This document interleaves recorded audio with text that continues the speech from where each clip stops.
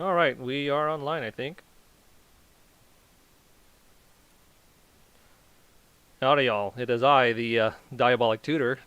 Today, we'll be going over exponents, the basic rules and processes that we need to do these type of problems. We're going to go over the definitions and then the general algorithms that you'll be using throughout your classes or mathematical career. So, let's get started. So one of the first things we need is we just need to have the basic rules for the exponent. And when you go through classes, you typically come across four main rules for exponents. So the first of which is the actually, let's talk about the definitions of exponents, at least from a practical point of view. So when we do multiplication, so for instance, if we have 2 times 2, that one we can actually collect those together in a certain way. So we have 1, 2 here, and then we have it multiplied to another 2 right there. So when you write it using exponential notation, you would write it up here in the superscript 2, which represents that you have this 2 right here means that we have 2 2's multiplied together. So pretty nice notation. It makes a lot of sense. So if you have, for example, 3 times 3, then by the notation we're going to use, it's going to be 3 to the power of 2, which again just means you have 2 3's multiplied together. So the basic anatomy of your exponential notation is there's some sort of a fixed base. It's going to be a constant, and then it's going to be to some sort of numeric up here. And we'll denote that using just a. So b to the power of a. So this one means that you have a certain number of b's multiplied together. How many b's do we have multiplied together? We would have a amounts. Alright, let me clear that real quick.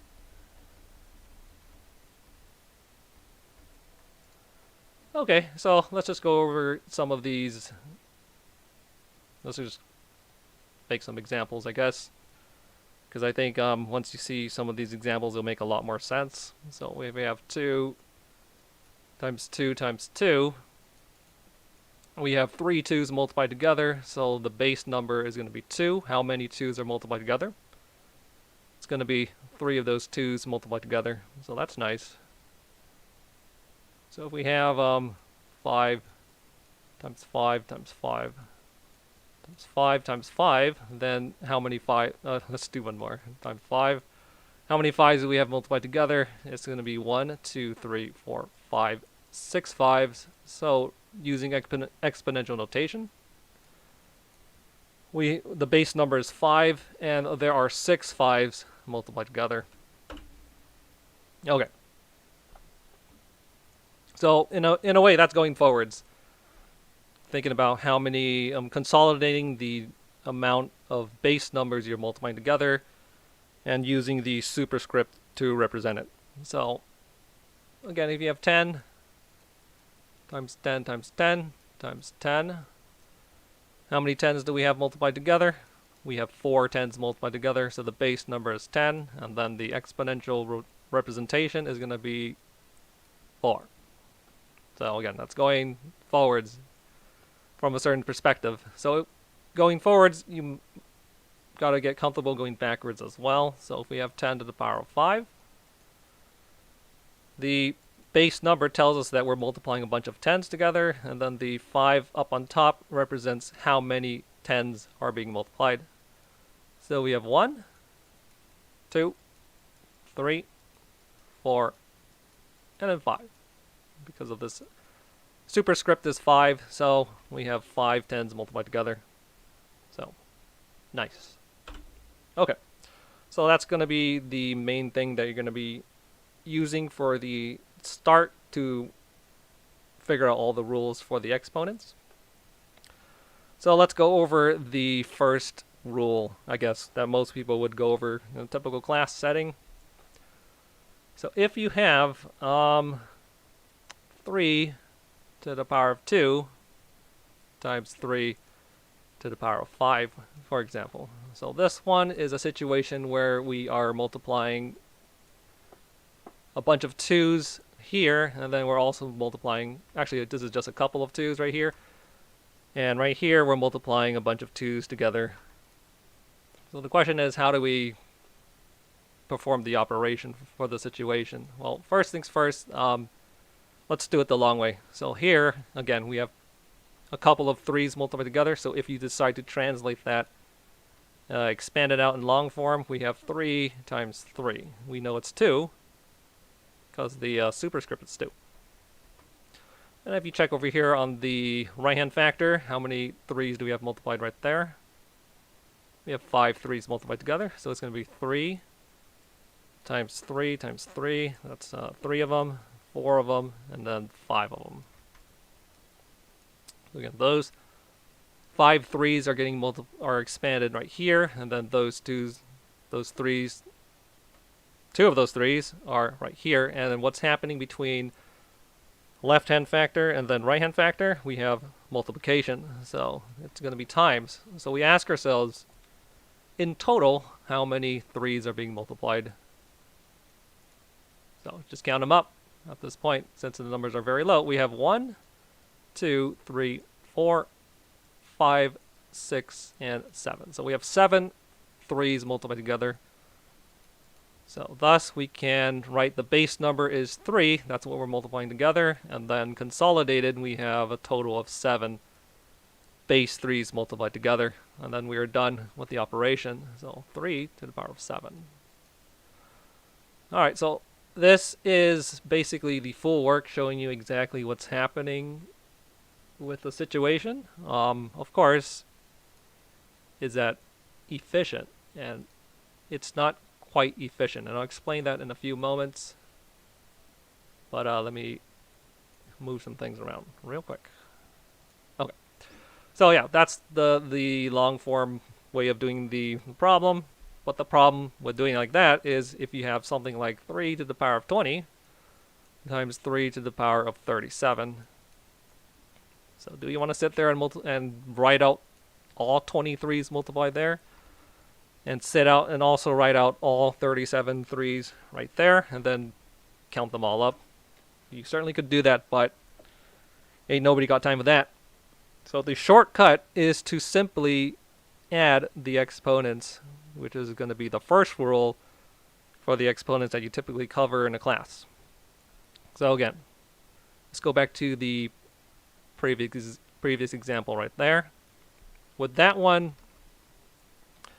just think about how many 2's you're multiplying together. Here we have, base 3's we're multiplying together. So how many 3's? There are 2 3's multiplied there. And then there are 5 3's multiplied there. And since we're multiplying between those, how many in total, since everything's getting multiplied? We have a total of 7. So the shortcut rule is to simply add up the exponents. So if you have 2 base 3's multiplied, and you have 5 base 3's multiplied, all together you have a total of 7 3's getting multiplied. So, full work. Final answer. Again, we're simply adding the exponents.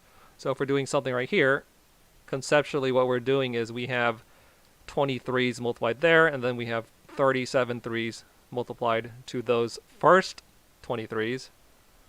So altogether, how many 3's do we have multiplied? We simply have 37 plus 20, which is 57 3's multiplied in total, and that is the answer. We're good to go. So no need to write up the full problem. No need to show the entirety of this, because this is honestly quite a bit of a hassle. Alright, so let's do a bunch of sample problems. So if we have 2 to the power of 11, and we're multiplying it to 2 to the power of 13. Again, think about what the exponent means. We have 11 2's multiplied right there, happening in the left-hand factor, and then in the right-hand factor, we have a total of 13 2's multiplied together. What's happening between those two? They're being multiplied. So you ask yourself, how many 2's in total are being multiplied? And that's a simple summation. So we have 11 2's plus 13 2's multiplied together, giving us a grand total of 24 2's multiplied together. So, done. Another problem, we have 3 to the power of 7 times 3 to the power of 343. So the question is, how do we evaluate? Again, base 3, we have 7 3's here, and then we have 343's right there. Altogether, we have 343 plus 7, so we have a grand total of 353's that are being multiplied together, represented here. Simplified into this one. Okay, which means we can summarize the first rule. The first rule is if you have some sort of base constant b, it's to some sort of exponent a. If you multiply it to the same base b, and it's raised, and then that one has a c amount of b's multiplied together, then all you need to do is consolidate the a amount and the b amount, and the c amount, so you have a grand total of a plus c. So this is going to be rule number 1. But let me follow more convention, I guess. So let's call it, if you have base x, and it's to the power of a, and you're multiplying it to base x to the power of b, altogether, the amount of x's you have being multiplied together is a plus b. And that's it. Pretty nice rule. And then for the, so that's the multiplying the same bases, but what if you don't have the same bases? So for example, suppose you have something like 3, you have 2 to the power of 3, and then you're trying to multiply that to a base 3 to the power of 4, for example. So in this situation, it's meaningless to try to combine those two together. Well, I wouldn't say meaningless, but it's gonna be not a typical situation at all. But conceptually, what are we doing? We have think about what's happening here. We have 3 2's multiplied together there, so 2 times 2 times 2. I'm going to be doing the expanded form just to show you something. And then on the right hand side, we have 4 3's multiplied together. So when you try to combine this, you cannot, because the collection, you can only collect the same type of base that's being multiplied. So if you have 3 2's here, and then you have 4 3's multiplied there, you cannot combine those two and call it 2 times 3, for example. You can't call it 2 times 3 to the power of 7. So that's going to be a nonsensical situation. So you would not perform the operation if the bases are different, because you could only combine, you could only do the exponential additive rule if and only if the bases are the same. Okay? So, not possible. This is base 2, this is base 3. It doesn't make sense to combine those. You can't say that you have 7 of those 2 times 3's, because you don't. You only have 3 2's here, and then you only have 4 3's there. So to say that you have 7 means that you have 7 of both of these, which you don't. So this operation you cannot perform. So again, just to clarify, rule number 1, if you have base x to the power of a, and you multiply it to base x to the power of b, you can consolidate the amount of x's you're multiplying together by doing a plus b, because same base types. If you have x to the power of a, and then you multiply that to y to the power of b, it does not equal x times y, a plus b. Because again, you only combine if the bases are the same, because adding the exponent means that you're collecting them all together and saying that's how many in total you have being multiplied together. But there are some situations where you can kind of manipulate the bases. So, case in point. Suppose you have 2 to the power of 3, and then you're trying to multiply that to base 4 to the power of 2. So in this situation, as written, This is base 2, and then this is base 4. They are superficially different bases, so you cannot combine them as is. However, you can do a little bit of manipulation. So this is base 2. So the exponent is 3, so we have 3 2's being multiplied there. This is base 4, but you can split 4.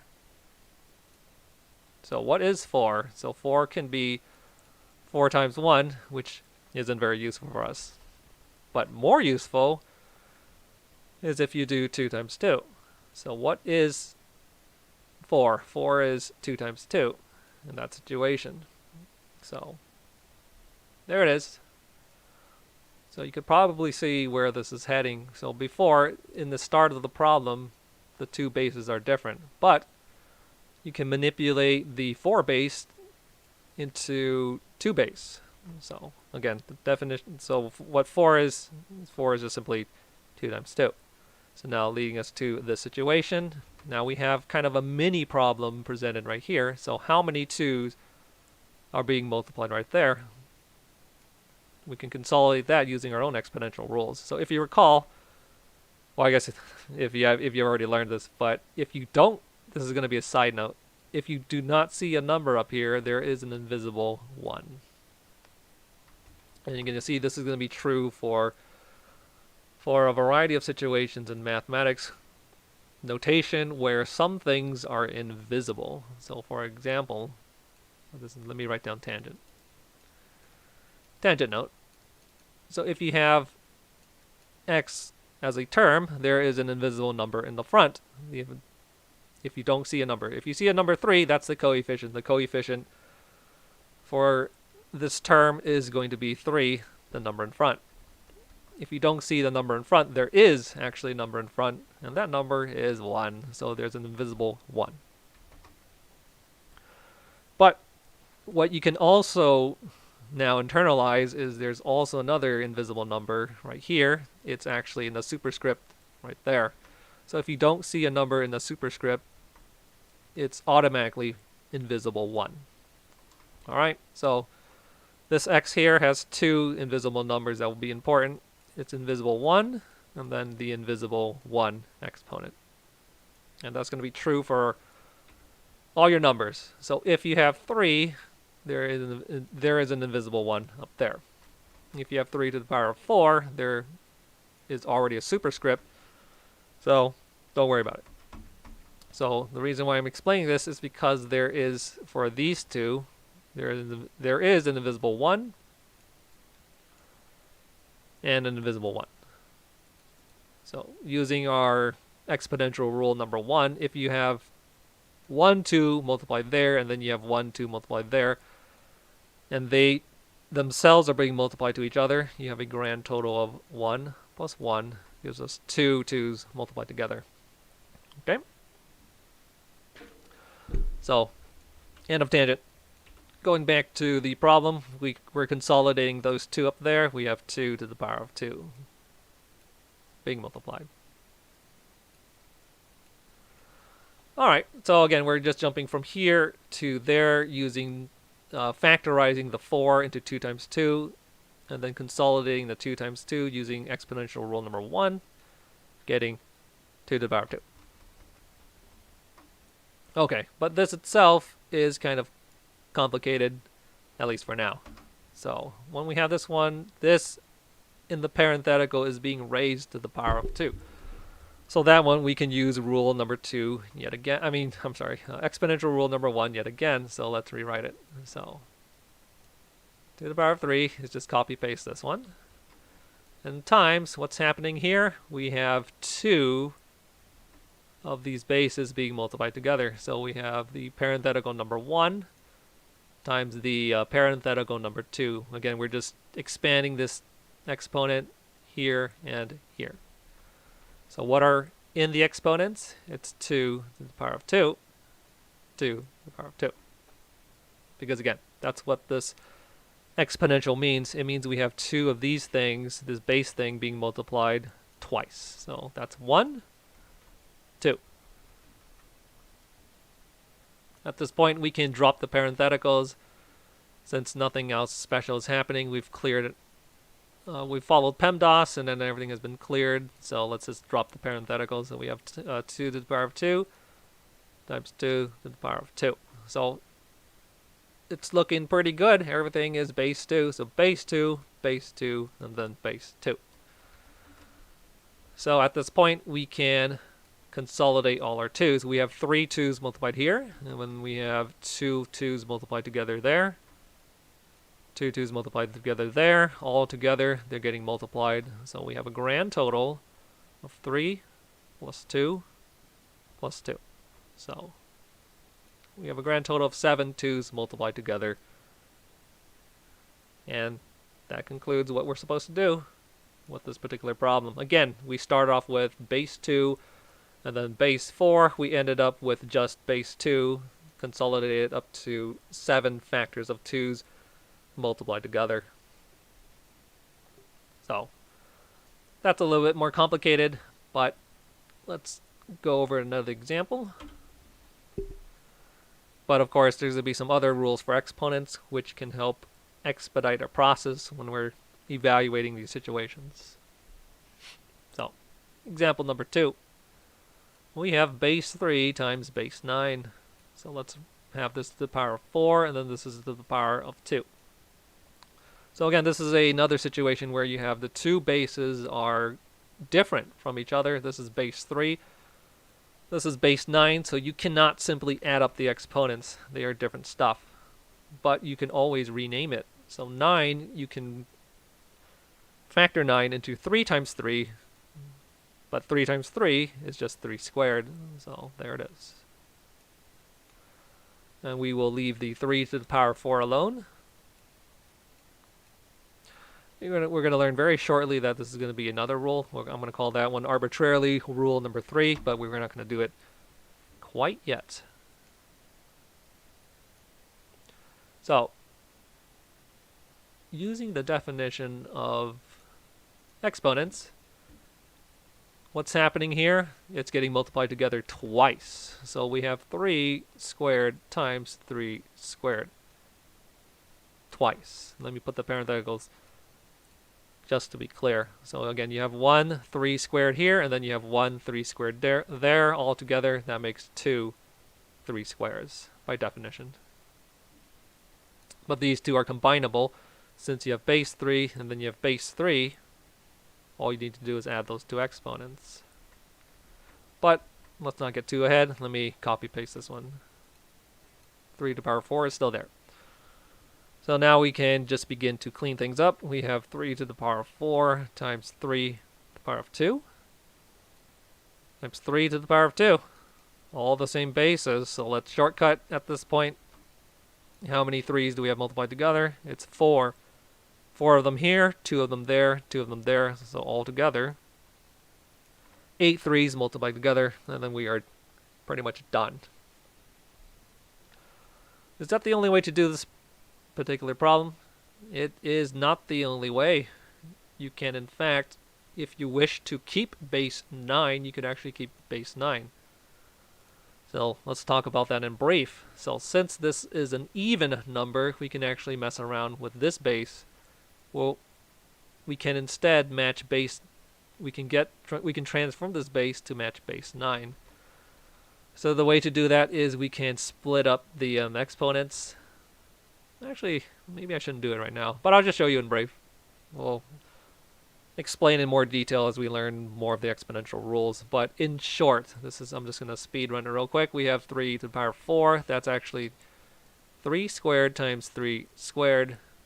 Because again, definition of 4 means that we have 4 3's multiplied together. We can just say that we have 2 of them. Consolidate 2 there, and then consolidate 2 3's there in terms of multiplication. And you can kind of see where this is heading. Isn't that just 9? Isn't that just 9? So how many 9's are getting multiplied together? 1 here, 1 there, and 2 there. So all together we have 4 9's multiplied together. So that is also correct. So this is going to be numerically the same as this one. All right, so rule number 1 is pretty much done. And then, of course, we have rule number 2. I'm just going to write let's not write the rule first. We're going to go over where the notation comes from, and then hopefully it'll make the rule make a lot more sense, so you're not just memorizing rules. All right. So suppose we have 3 divided by 3. That's going to be very simple. Just pre-algebra days, anything divided by itself, except for 0, is going to be 1. So this is going to be one of your critical rules. Very critical. So 1-for-1 trade-off. Anything divided by itself is 1. So if you have 3 times 3, and then you divide it by 3 times 3, this is again, anything divided by itself is 1. So just to further elaborate, 3 times 3 is 9, and then 3 times 3 in the bottom is also 9. Any number divided by itself is 1. Again, except for 0, because 0 divided by 0 is a very messy thing, undefined. But what if you don't have an equal ratio on top and bottom? What if it's 3 times 3 times 3 on the top in the numerator, and then in the denominator you have 3 times 3? Well, if we multiply everything out, we're going to get 27 over 9, and 27 over 9 is 3 from your pre-algebra days. So that's if you decide to multiply it out, and then divide. But we can do cancellation by using this rule. Any number divided by itself is 1. So 3 divided by 3 is just going to be 1. So this one is negated by that one. So 1-to-1 trade-off. And then this one here is a 3, and then divided by a 3 in the bottom. Those ones cancel out, and we are left with 3, which is consistent with, again, just multiplying it out. 27 over 9. All right. So get used to this. We're going to go over a few more, of course. So if you have 2 times 2 times 2 times 2 over 2 times 2, make note of which ones can cancel each other out. So this 2 can be canceled out with this 2. It doesn't matter which order you go. You can divide this one by this one. How many 2's do we have left over? We have 2 2's left over on the top, and everything else has become 1. Because anything divided by itself is 1. So 2 times 2. We can put the 1 here, but it's not that useful. And then the denominator is 1. If you do the cleanup, it's 2 times 2. Further cleanup using rule number 1. You have 1, 2 here, and then you have 1, 2 there. They are getting multiplied. So altogether, we have 2 2's multiplied together. Final answer. So that's if we have the numbers laid out in front of us. But what if you don't have the numbers laid out in front of you? So what I mean is you have 2 to the power of 5, for example, over 2 to the power of 3. In this situation, you can't visually cross them out. But let's check the visuals real quick. So the definition, or using the meaning of exponential notation, we have 5 2's multiplied together, so that's 2 times 2 times 2 times 2 times fifth 2 on the numerator, and then in the denominator we have 3 2's multiplied together, so it's 2 times 2 times 2. So visually, you could just start checking them off. This 2 here, you can cancel it with any 2 up above. Again, it doesn't matter which order you go. Cancel with that one. This one arbitrarily cancel with that one. And then this one arbitrarily cancel with that one. Again, anything divided by itself, any number divided by itself except for 0 is 1. So we have 1 on the bottom and 1 on the top. Times 2 times 1. Times 2 times 2. So altogether, in the numerator, we have 2 times 2 left over, and then in the denominator, we have 1 left over. No more 2's. So what has happened? We're going to have 2 squared, final answer. All right. Looking good. Maybe. But that's if we fully write it out. Obviously, it's going to be inefficient if you have something like 2 to the power of 37 over 2 to the power of 25. You don't want to sit there and write out 37 twos and 25 twos in the top and the bottom. So all you need to do is think about what's happening. So for the numerator, we have 37 twos multiplied together. And then for the denominator, we have 25 twos multiplied together. But remember, it's a 1-to-1 trade-off. So if you have 37 on top and 25 twos multiplied together on the bottom, you can cancel out 25 of those twos on the bottom with 25 of those twos on the top, which means that you're just going to have to subtract those two numbers. So again, 37, you're canceling 25 of those 37s with 25 of the twos on the bottom, so thereby getting a leftover of 12. We have 12 twos left over. Where are those twos left over? They're left over in the numerator, so we have 2 to the power of 12 over 1. But nobody writes the 1 because it looks cluttered, so you just write 2 to the power of 12. And then you are done with the problem. So again, just to review the mechanics, if you have 2 to the power of 5, let's write it out. Over 2 to the power of 2, we have 5 2's multiplied on the top, divided by 2 2's multiplied on the bottom. We can cancel out each 2 on the top with each 2 on the bottom for a 1-to-1 trade-off. So we're going to be canceling 2 2's on from the top with these 2 2's multiplied together on the bottom. So it becomes a simple situation of subtracting 5 by 2. So 5 minus 2 is 3. 3 what? 3 2's multiplied together. Where are those 2 being multiplied? They're being multiplied in the numerator. So it's over 1. But don't write that. Just write final answer. So here is the full work. If you have 2 times 2 times 2 times 2 times 2. Why did I write 5? Over 2 times 2. Again, it's a 1-for-1 trade-off. Any number divided by itself is 1. Any number divided by itself is 1. We have 1, 2, 1, 2, and then 1, 2. So altogether, 3 2's, which is consistent with the shortcut. Sound good?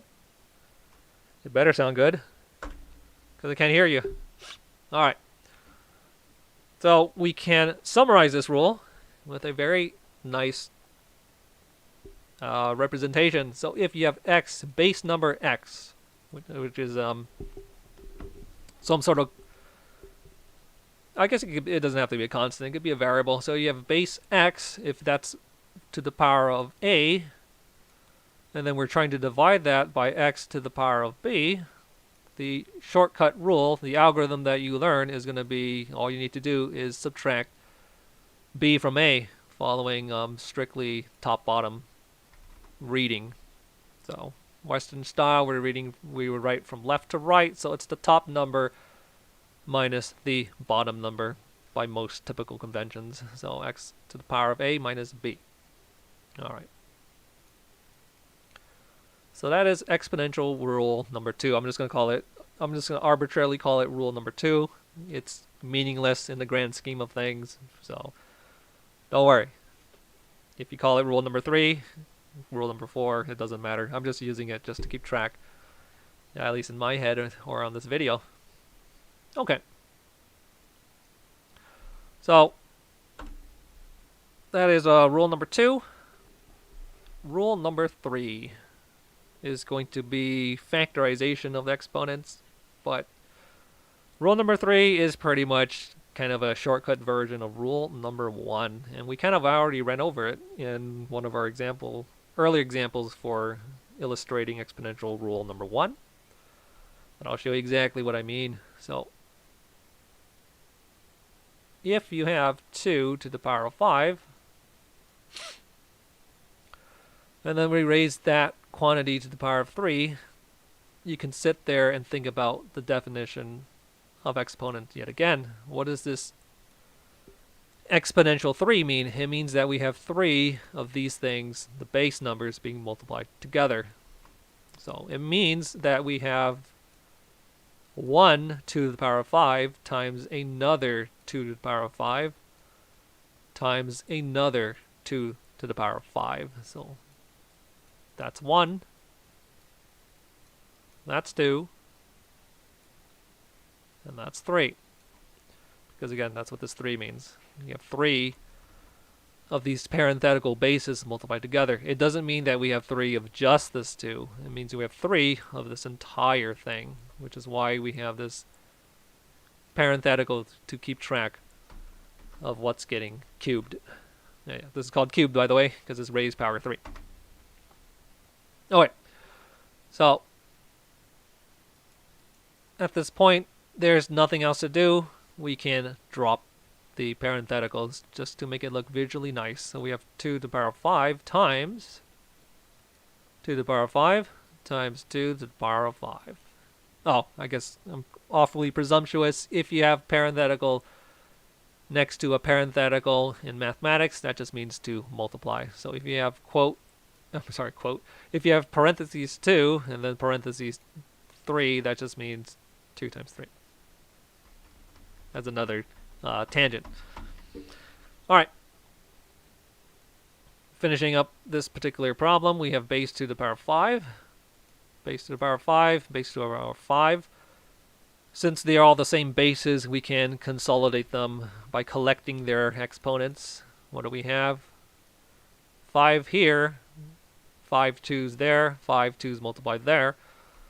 So altogether, 5 plus 5 plus 5 is 15. So we have 15 2's getting multiplied together, and that is the answer. Doing the full definition, using, again, we're using the definition of exponents, 1, 2, 3. And then we're using exponential rule number 1, where we add up the exponents if they have the same bases, which takes us to conclusion. But here comes the shortcut. Take the 3, distribute it to the 5. So 3 times 5 is 15, which takes you directly there. So you can circumvent all the work. So you can circumvent the definition of exponents. You can circumvent rule number 1, and you could just do the evaluation in one swift stroke, which is what you should do. But understand where it came from. So if you ever forget, you will know what you need to do. So try not to memorize simply algorithms, but rather try to understand the notation and what it actually means and why you're doing things. All right, quick swig of water.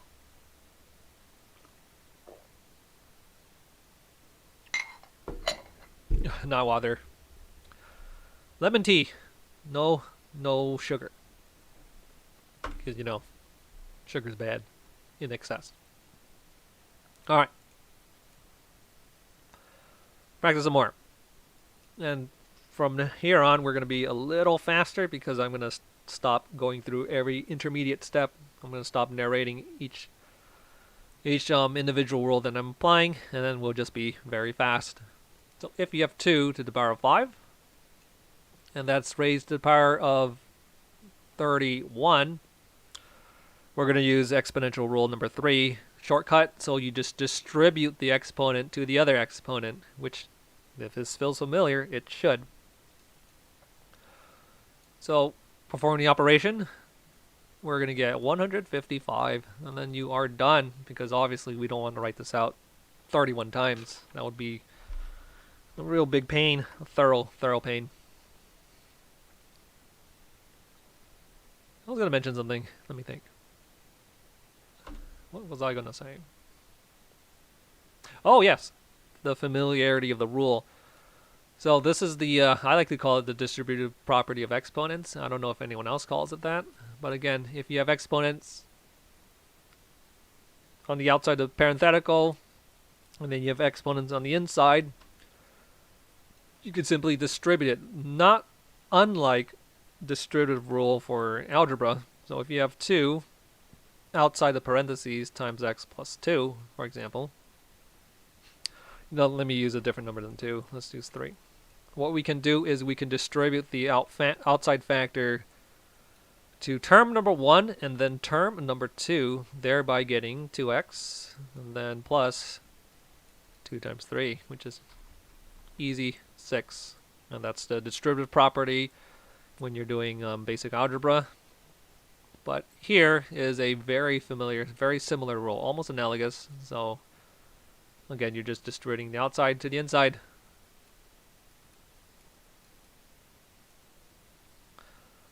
But what if it was slightly different, right? What if it was actually, let me erase this. We'll keep the analogy. So the analogy is again 2x plus 3. If you use your distributive property for algebra 1, it's going to be 2x plus 6. But what if you have this as an exponent, right? So what if it was 2 to the power of x plus 3? Don't be intimidated by the presence of this variable. It's pretty much the same thing as if you had done 2 to the power of 2 plus 3. So it's just that we don't know what it is, so we cannot combine those two numbers at the moment. But I'm just trying to illustrate a point. If you have 2 on the outside and you apply exponential rule number 3, all you need to do is distribute this exponent on the outside to inner exponent. So what do we get? It's going to be like the algebra 1. So distribute the 2 to the x, 2x. Distribute the 2 to the 3 plus 6. And that's just an illustration of exponential rule number 3 with variables up on the top. But we're not going to cover that so much right now. Maybe a little later. Yeah, a little later. All right. So let's summarize the 3 rules we have at this point. We have the additive exponent rule, rule number 1. So if you have x to the power of a times x to the power of b, same bases, all you need to do is add the exponents as a shortcut.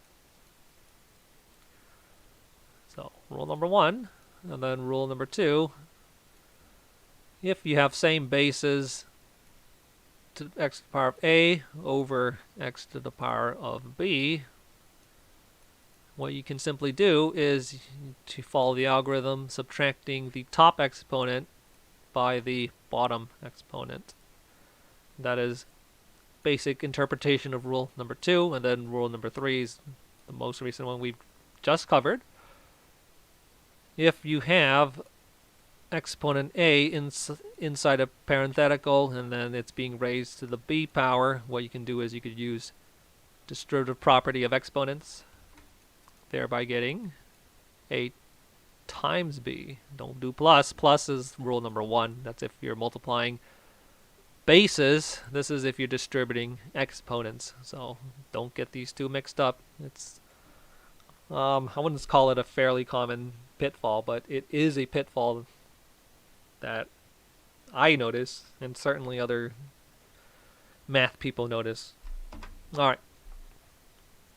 So 3 rules. Not too bad at this point, I hope. And there's going to be rule number 4. I'll just call it rule number 4 arbitrarily. And it's going to be a number to the power of 0 is going to be equal to 1. That would be rule number 4. I guess I kind of went against the trend and gave you the rule first, but I guess there's a slight reason why I'm doing this. Anything to the power of 0 is 1. Now there's going to be a little bit of contention regarding a micro situation of 0 to the power of 0, but let's ignore that for the moment. But let's use the rules 1 and rules 2 to think about rule number 4. Why do we have rule number 4? we also need to call upon the identity, the division property. Any number divided by itself is 1. So you have x, and it's not 0, and then you divide x by x. Any number divided by itself is 1. So using this rule, let's change it to x cubed arbitrarily. So again, if you have x to the power of 3 cubed divided by x to the power of 3, any number divided by itself is 1. But let us use rule number 2 to think about this. So if you have x to the power of 3 over x to the power of 3, applying rule number 2, all you need to do is subtract the exponents from each other. What is 3 from the top minus 3 on the bottom? 3 minus 3 is 0. So there it is. But didn't we just establish that any number divided by itself is 1? There it is. Except for 0, of course. Yeah, 0 divided by 0 is undefined. But more on that in a few moments. So if you just erase the middle situation, then we have x to the power of 0 is equal to 1. QED. Very simple mini proof. That's it. Alright, so 4 rules at our disposal, but let us go over the 0 divided by 0 problem. I'm not going to go over it too much. I'm not a real math person. But again, if you have any number divided by itself, it should be 1. So if you have x to the power of a over x to the power of a, that should be 1. But if you use your exponential rule number 2, it's a minus a is 0, so x to the power of 0. But the problem kind of comes when when the base number is 0. So if you have 0 to the power of 0, what are we actually doing right here? If we try to stay consistent with the rules we've just learned, it's going to be any number divided by itself except for 0 is 1. So this one we're not going to say is equal to 1. It's going to be undefined. But again, if we try to use it with exponential rule number 2, let's make 0 to the power of 1. If you have 0 to the power of 1 over 0 to the power of 1, shouldn't we just use the subtraction rule? So 1 minus 1 should be 0, right? But I always have a problem linking this up. I'm not willing to say that 1 is equal any 0 divided by 0 is 1, because that leads to kind of a messy situation. But I think most math people would say 0 to the power of 0 is 1. So take your pick. You will see that math isn't exactly perfectly consistent depending on situations. So is math as absolute as we would like to think it is? Not really. But I'm not a math philosopher. Okay.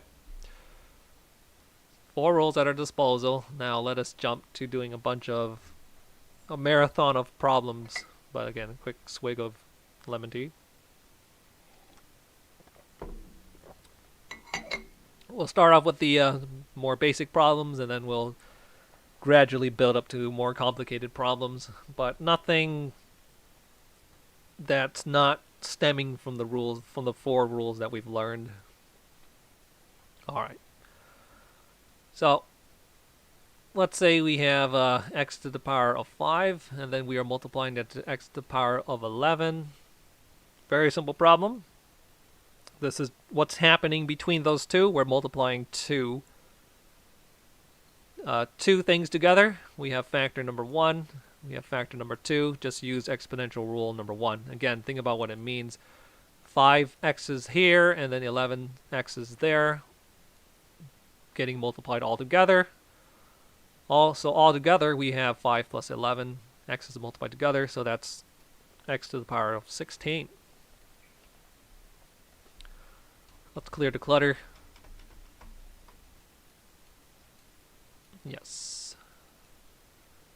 I'll shrink that and toss it in the corner for posterity's sake. So there it is. All right.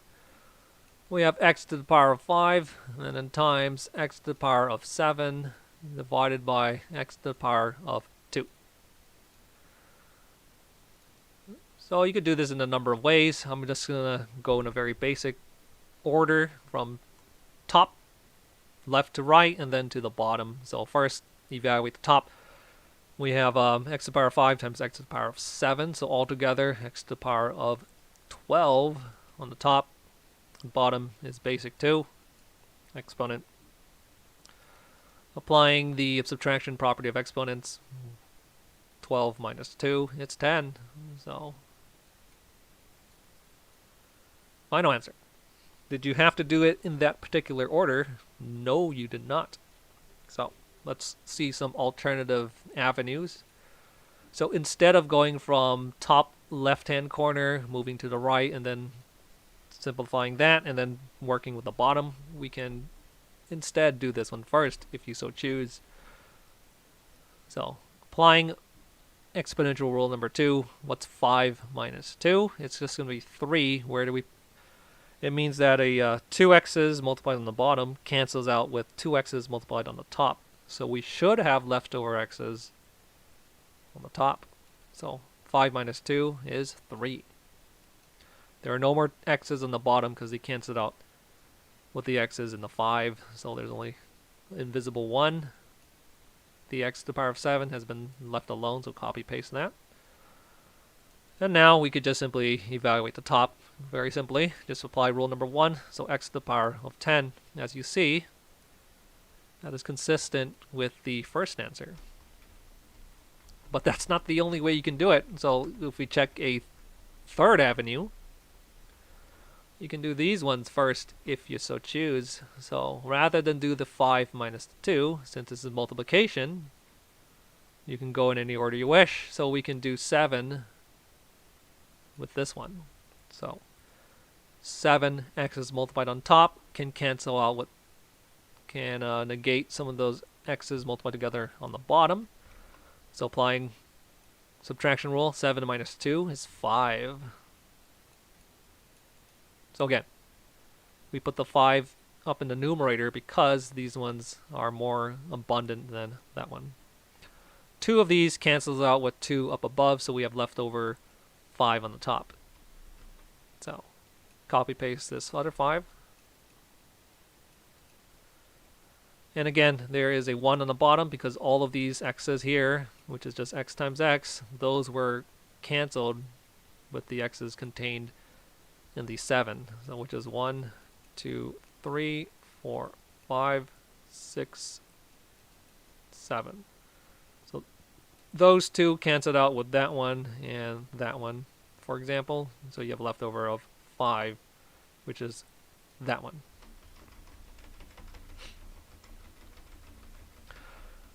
Which takes us back to... Ooh, that's not deleting. What? There it is.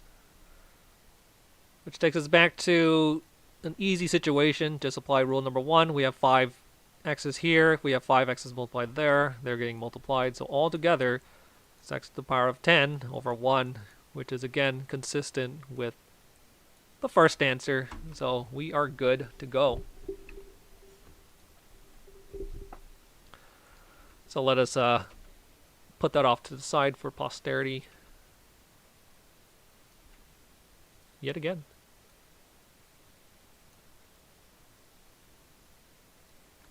Okay, so that's another problem. And let us do another example. So we have x to the power of 3 over x to the power of 2. Big fraction bar. This is very important to make sure the notation is understood. And then we have x to the power of 5 over x to the power of 7. No, let's not do 7. That's a little... let's make this 31 just for convenience sake. And then on the bottom will be x to the power of 3. Yeah, let's keep this one. Okay, so all you need to do is just apply rules in a consistent fashion. Just try to do the micro situations first. What I mean by that is do the individual quotients. Do this fraction, simplify that fraction first, and then simplify that fraction second. You're going to get clean answers, and then you evaluate this fraction third for some sort of semblance of order. So let us begin. So basic rule, what's 31 on top and then 2 on bottom, so cancel those out. You're going to get x to the power of 29. So normally, again, I would have written over 1, but when you divide by 1, you keep the same number, so we're going to omit that. And then right here, it's very simple. 5 minus 3 is 2. X to the power of 2, which takes us to standard situation. What is 29 minus 2? It is simply 27. And then we are done. So don't be intimidated by the presence of multiple division bars. Just work one piece at a time, and then eventually the whole piece will collapse into the one piece, and it's all good. All right. Let me clean this up.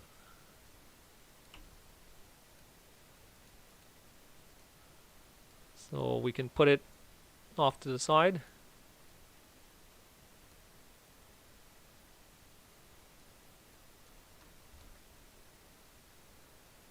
There it goes. You know what? We can make this even smaller. Perfect. I feel like at this point I should just delete it. Let's just delete it. No, I kind of need it to keep track of the progression of things. Yes. Let me.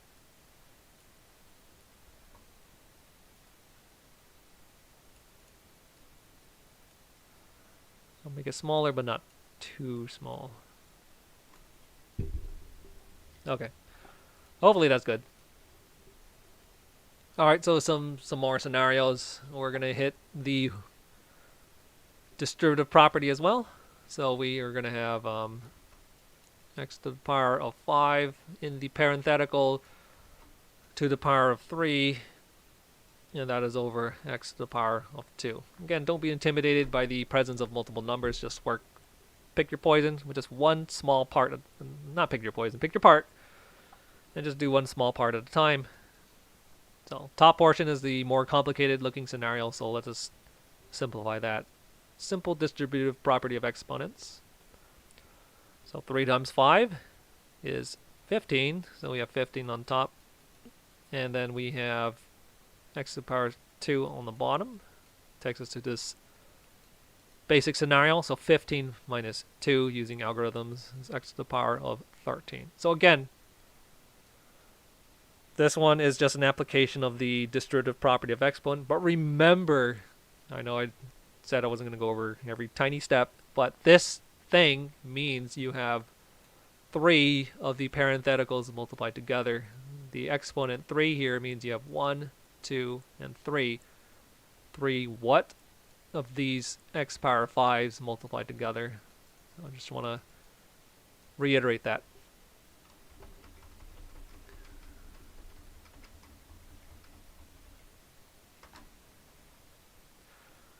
Alright, let us also move that off to the side.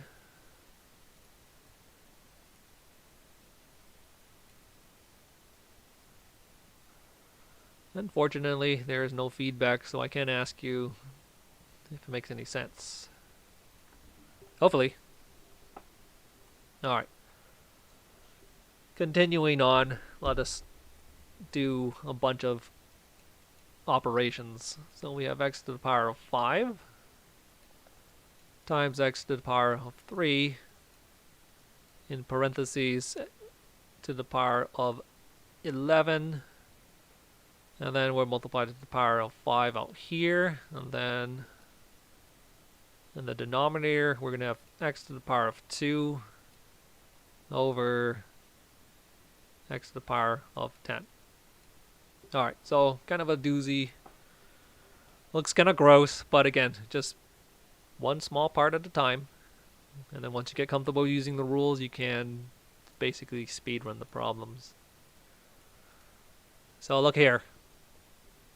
PEMDAS is typically useful, so you can go with parentheticals first. So let us work with x power 5 times x power 3.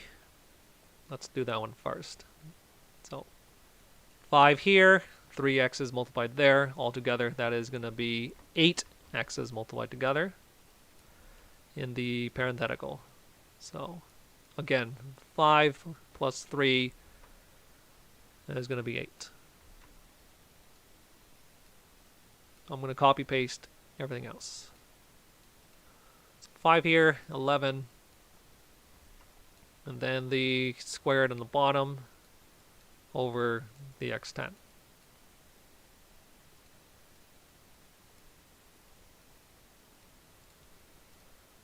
So equals, now what do? Well, the parenthetical still has not been fully resolved. We're going to do the distributive property of exponents. Can we do this section first?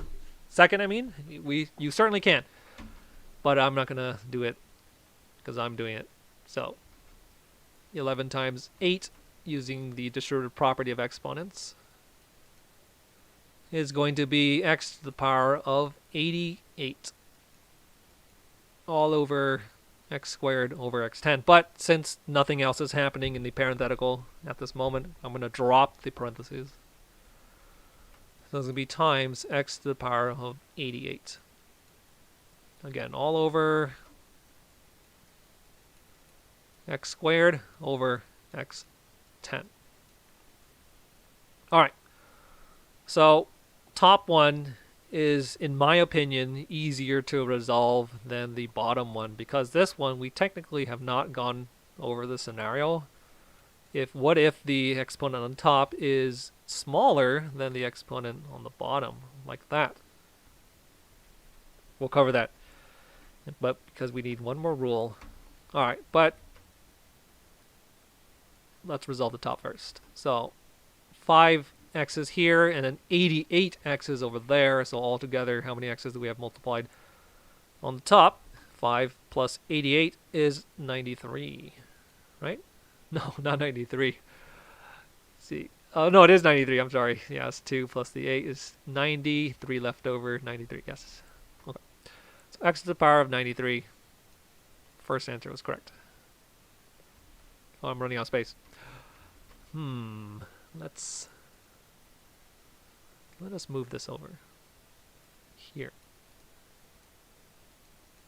So again, 5 plus 88 is 93, so x to the power of 93. All over, big fraction bar, all over x squared over x to the power of 10. Alright, so at this point, it, for the most part, looks simpler, but now we have fraction within a fraction. This is where your pre-algebra skills comes back into full play. Don't forget, if you have a fraction, divide by a fraction. All you need to do is do the goofy flip trick. And let me illustrate exactly what I mean. So if you have 2 divided by 1/3, for example, there is the numerator 2, and then there's the denominator 1/3. We can write this out in sideways left to right notation. Instead of having this fraction bar, we can translate it into this one. So it becomes numerator divided by the denominator. And one of the tricks you learned back in the days was you can change this to multiplication by finding the reciprocal of the denominator. So it becomes times 3 over 1. So when you do that, it's a simple multiplication operation. We're not going to go over the reason why you can do that, because that's back in the days. I'll just show you, I guess, real quick. So that one, why does that rule work? Because you're multiplying. If you wish to simplify a fraction, you just pick the denominator to multiply the top and the bottom. So times 3 in the top, times 3 in the bottom, because that's 1 equivalence. So this one negates that one, thereby leaving it with 1, and then 3 times 2 is 6. So there it is. That's the reason why the reciprocal rule for division works. But again, that's not that's just a tangent. Maybe I'll explore that another time. Okay. But what I'm trying to say is with this situation, you can apply the same principle that you learned in pre-algebra days. You could just do the goofy flip trick. We have the numerator, which is x to the power of 93, divided by the denominator, which is x squared over 10. But instead of treating it as division, we can convert it to a multiplication problem, provided you take the reciprocal of that. So you just do the flip trick, just flip it. So it becomes x to the power of 10 now in the numerator, and then the x squared is in the denominator. Again, that's your reciprocal rule for division. I'm going to write it right here. So you have a divided by b over c, where they're all non-zero numbers, then you can change this into a times c over b, pre-algebra rule.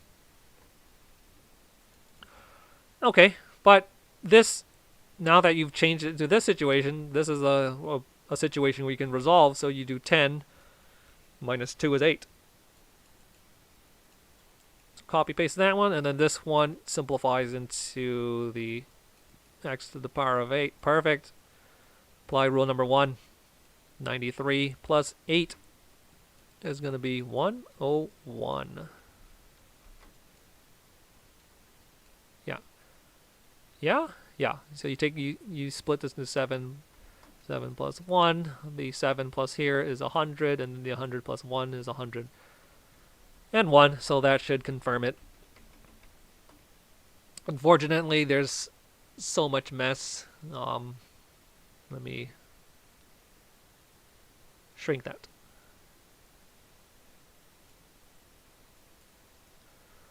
Alright, and unfortunately, I'm going to have to obliterate the intermediate work. But, you know, this is recorded, so you can always go back. Let's keep that, and then we will move that right here.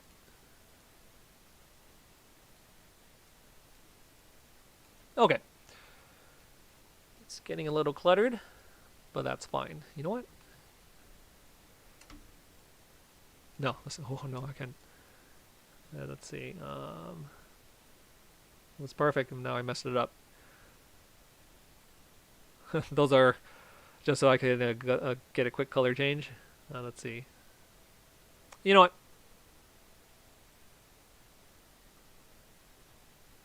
Oh, yeah, that's good. Okay, I guess now we'll do a couple more problems, and then we'll go over the additional rules, the more derived rules for exponentials. All right. So again, we have distributive properties, and we have, what else do we have? The first two. All right. So let us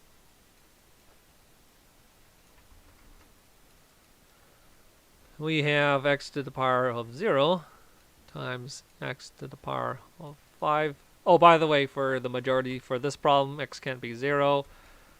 This one, x can't be 0, and then x can't be 0. Otherwise, you have domain issues, but let's not worry about that. I just feel like it needs to be said, just to be a little pedantic. All right. Writing the problem, we have this one. It's going to be to the power of 3. Let's make it really obnoxious looking. Let's do 31 times 1 over x to the power of 16.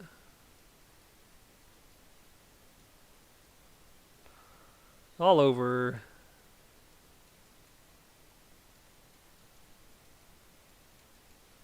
Let's do 57.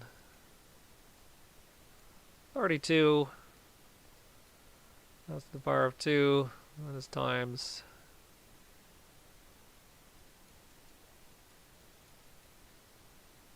Let's do 11 and 40. Yeah. Perfect. that nastiness right here. So again, don't let that intimidate you. It's just working with the pieces. So here's the plan of attack. We're going to resolve the parentheticals in here. We're going to resolve the parentheticals in there. And then there. And then maybe there. Well, we'll see. Just always play it by ear. Or by eyesight. Okay. Working here on the top. Well, x to the power of 0. We're going to, again, assume that x is not 0 because I don't like the zeros in these situations. So, as a disclaimer, I should write on the side, x is the not 0. Which is, again, technically true for this one, and this one, and that one, and that one. Okay. Parentheticals first. I'm biased from reading from a left-hand to right-hand perspective, so I'm going to work with this one first. But don't let that stop you from doing this one first or from doing this one first. It, quite frankly, doesn't really matter. Okay. So anything to the power of 0 is 1. Following the rule number 4 that was listed much earlier. But again, if you forgot why that is, let's just go over real quick why that is. Any number, x to the power of a, for example, divided by itself, x to the power of a is going to be equal to 1. But if you use the rule number 2 of exponents, the subtractive property of exponents by division, what you can do is a minus a is 0, because any number minus itself is 0. And then there you've derived the rule very fast. But obviously if you memorize it, it makes things much smoother. So this evaluates to 1. So 1 times this is still itself. Or let me rephrase that. Any number times 1 is itself. So that clears to x to the power of 5.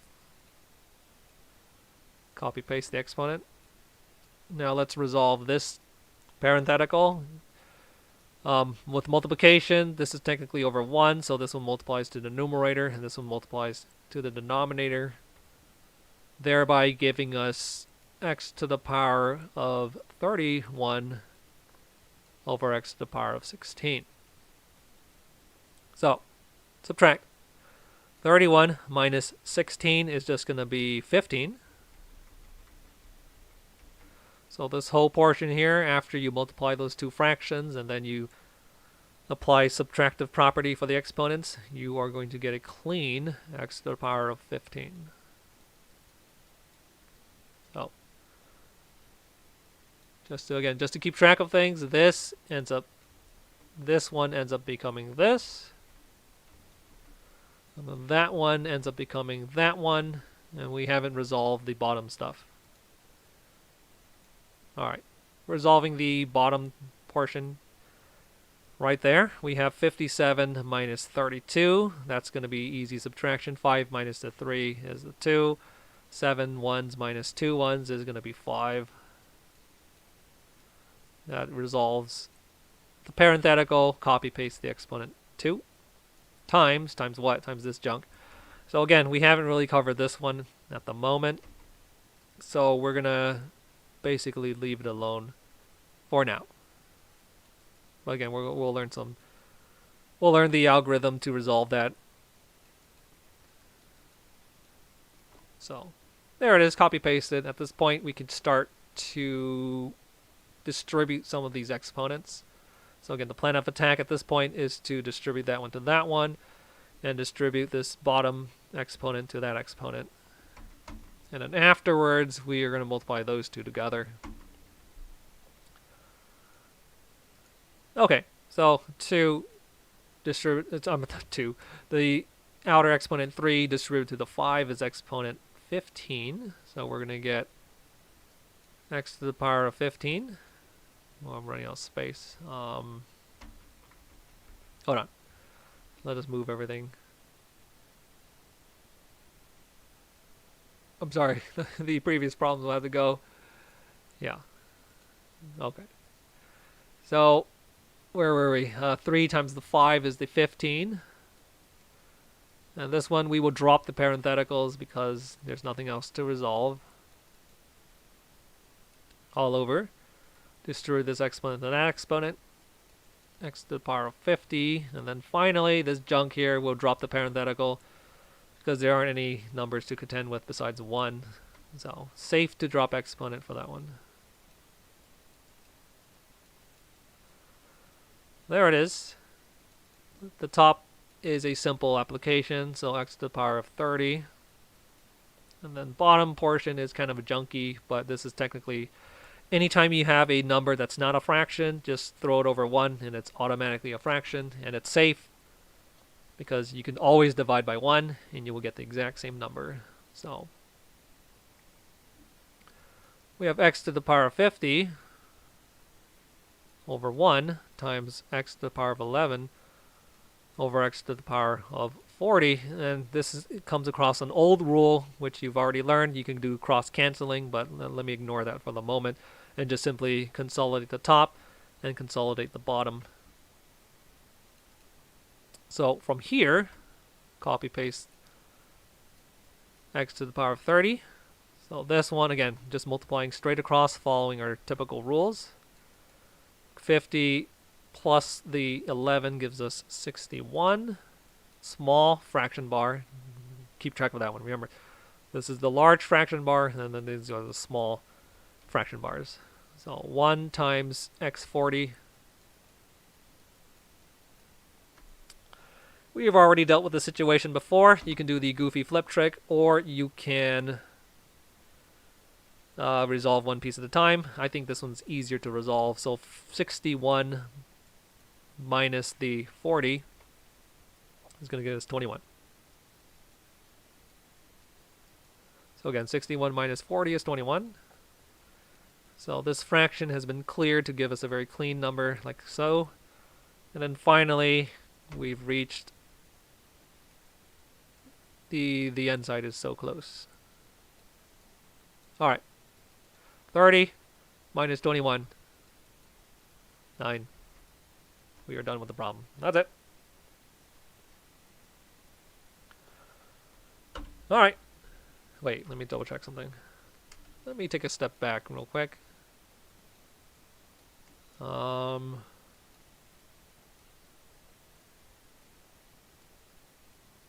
looks good.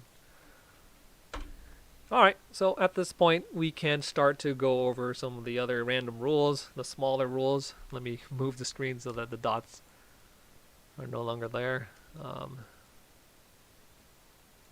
Ooh, that's kind of obnoxious.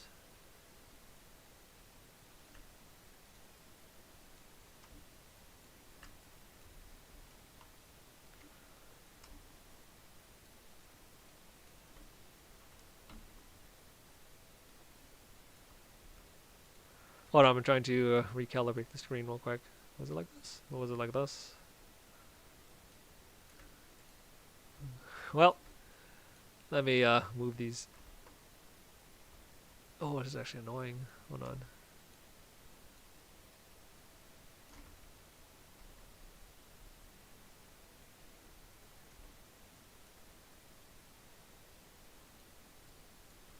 No, I was not this zoomed in.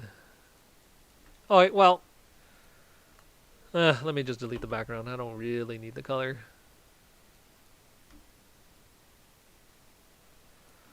Like this, and then,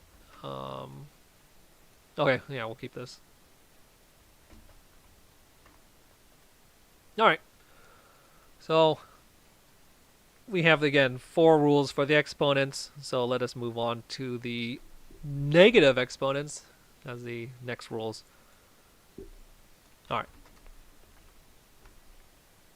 So what happens when you have negative exponents, and what exactly does it mean? So if you have something like x to the power of negative 3, or let's use an actual concrete, a discrete number. So let's say we have a value 2, base 2, instead of having it to the power of 3, we have it to the power of negative 3. So what does this mean? And we can show exactly what it means by using rule number 2 for the exponents, subtractive property of exponents. But let's use some stuff that we already know from back on our pre-algebra days. meaning we have something like 2 divided by 8. If you have 2 divided by 8 using pre-algebra, we can cancel out the 2 from the top with a 2 inside the 8 on the bottom, because 8 is simply 2 times 4. So canceling out any number divided by itself is 1. So cancel, cancel. Final answer is 1/4. That's it. So let us convert that into exponential notation first. So we have 2 to the power of 1 on the top. And then what is 8? 8 is simply 2 times 2 times 2. And I do suggest you memorize that at some point if you haven't already. So we have 2 to the power of 3.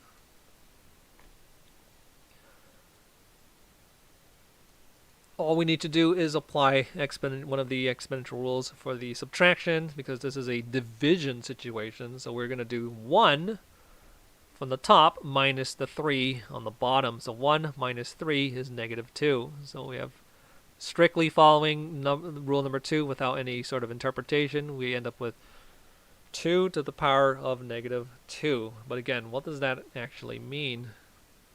Well, we already did this problem. It's 1/4. So 1/4 is equivalent to that.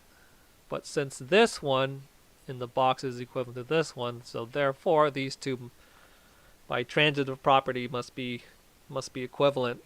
So let's isolate that idea. So we have 1/4 should be the same thing as 2 to the power of -2, right? But 4 is not the same base as 2, so let's change 4. Isn't 4 just 2 to the power of 2? So these are all equivalent. So we have 1 over 2 to the power of 2 is equal to 2 to the power of -2. So there you have it. That's what negative exponent means. It just simply means that you have a different way to represent exponents in a fractional form. You can convert it into negative exponent form. It means pretty much the same thing. But taken from another perspective of the, let's draw it all out. So suppose you have 3 to the power of 3 over 3 to the power of 5. So if you just use the shortcut rule if you use rule number 2 for exponents, it's 3 minus 5, which is -2. But again, what does that actually mean? Go back to the definition of exponents. We have 3 times 3 times 3, because that's what that exponent means. 5, so we have 3 5s multiplied together in the denominator. So this means this, which also is equivalent to this. So therefore, they are equivalent. And of course, using the idea that any number divided by itself is 1, except for 0. This one cancels with that one. This one arbitrarily cancels with this one. And then this one arbitrarily cancels with that one. What do we have left over? 1 on top. Because you should keep the 1 up there. Otherwise, it looks like it's been eradicated. So we have a 1 on the top, and then how many 3s do we have on the bottom? We have 1 here times another 1 there. So it's 3 to the power of 2. So link those up. We have 3 to the power of 2 is equal to 1 over 3 to the power of 2. And there you have it, a different way of deriving the same idea. So again, if you have negative exponents, it means the same thing as if you've just passed it through the fraction bar and flipped the signs. So let's summarize this particular rule. If you have a particular exponent that you don't like for whatever reason, for example, it's -1, if you simply pass it across the fraction bar, you can change it into a positive exponent, or vice versa. Let's do the first one. 3 to the power of -2. Again, technically, you can change everything into a visual fraction by putting it over 1. So we have this.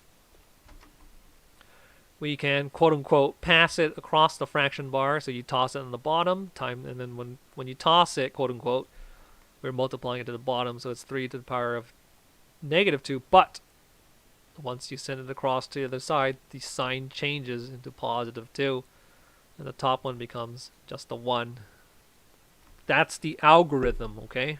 But why does that work?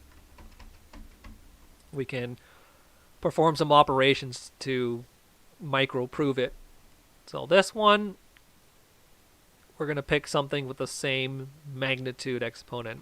So we're going to use a combination of the other rules that we learned in exponents, and we're going to do a mini proof of this one. Again, this is a micro situation, so technically it's not a robust proof. That's okay. So what I'm going to do is I'm going to arbitrarily select 3 to the power of 2. We're going to multiply it to the top of the fraction and to the bottom of the fraction. And that's a safe thing to do. Because you remember, going back to your Algebra 1 days, if you have a particular fraction and you want an equivalent fraction, you just multiply top and bottom by the same number. For example, 4 over 4. Because why? Why is that okay? Because 4 over 4 is 1. And anything like 3 halves times 1 is still itself. We just can change the face of it. So 3 times 4 is 12, and then 2 times 4 is is 8. So this fraction is equivalent to this other fraction, because to get from that one to that one, you multiply it by 1. So using that very same idea, we can pick 3 to the power of 2 on the top and then 3 to the power of 2 on the bottom. Why are we picking exponent 2? Because that's the way the trick works. What if you apply rule number 1, all you have to do is add exponent number 1 to exponent number 2, which thereby gets you exponent 0. There it is. Because again, negative 2 plus 2 is 0. And the reason why we chose this one is because we get this particular exponent. Using rule number 4, we know this one ends up being 1. And then the bottom one is a simple multiplication by 1, so it's identity. So still 3 to the power of 2. Cleanup step, copy paste. And then we have our answer. Yes, so 3 to the power of negative 2 is equal to this one, because of this mini proof.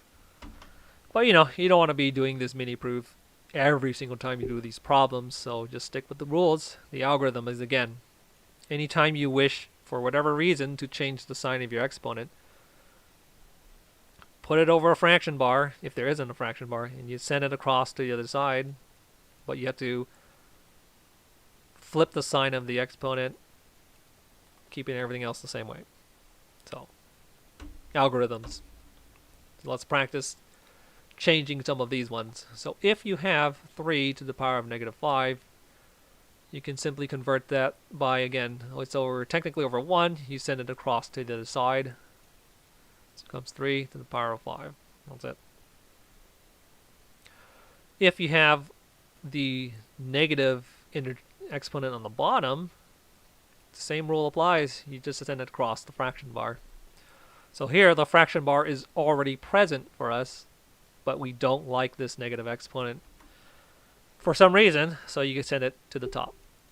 But once you send it across the fraction bar, following the algorithm, you have to flip the sign, so it becomes 2. So simple application in a vacuum, I guess. But what happens when there are other values, other factors to contend with? Suppose you have 2 to the power of 3 times 2 to the power of 5 times 2 times 3 to the power of 2. And that's all over. Oh, let's make that negative 2. I'm sorry, because that's what I'm trying to illustrate. So 3 to the power of negative 2, and then we have 5 to the power of 6, for example. So in this situation, what can you do? You can just, well, let's frame this context just a little bit. We're only working with this one. This one, you can see that they're combinable using exponential rule, but we'll leave them alone. But how do we deal with this nonsense? Well, the fraction bar is already there. We don't like this negative exponent for whatever reason. you can send it across the fraction bar. Okay? So, again, the proof, the actual mechanisms that you're doing is you're actually doing this particular algorithm. It's actually top and bottom times 3 to the power of positive 2. So when you do this one, these ones combine and simplify into that, which simplifies into that. So on the bottom, you get 3 to the power of 2, which is positive. So that's the long cut. What is the shortcut? The shortcut is to simply not state any of those steps, and you just quote unquote send it across to the side of the fraction bar, flip the sign. That's it. Copy paste everything else. And that is your algorithm. All right. Cool. Let's do some more random problems. And then we'll start combining this new rule with the old rules. Alright, so if you have something like 2, and I'll make a few comments on some other ideas. So we have 2 to the power of negative 10 times 4 to the power of 5, and that's over 2 to the power of 3 to the power of negative 2, for example. Let's resolve the situation. Alright, so we have a bunch of mixed up rules at this point. But take a quick survey to figure out your plan of attack.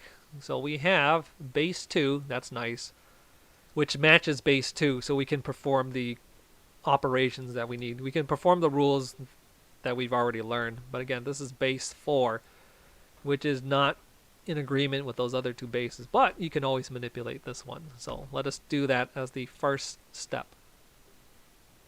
So this one, we can change that into base 2. 4 is simply 2 squared, so 2 to the power of 2.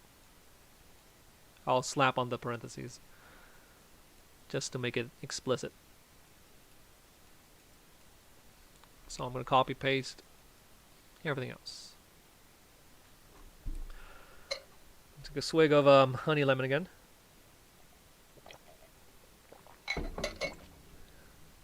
Alright.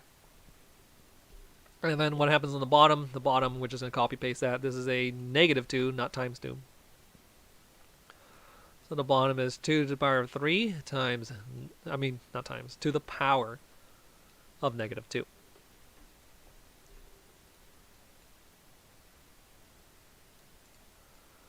Let me move that up to the left-hand corner. Reading bias, you understand? Okay. So, quick survey. Base 2, and base 2. Everything is base 2, so go through the motions to start simplifying things. Deal with your parentheticals first. So 5 times 2, and then the negative 3, the negative 2 times positive 3. Again, less narration at this point, so 2 to the power of positive 10. And then the bottom one is 2 to the power of negative 6. This is kind of a quote-unquote novel situation since I never explicitly talked about it, but just use distributive property of exponents. So negative 2 times the positive 3 gives us negative 6. Alright.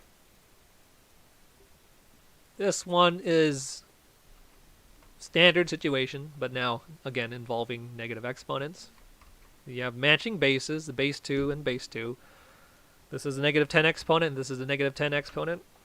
It's a little weird thinking about what it means to have 2 to the power of negative 10.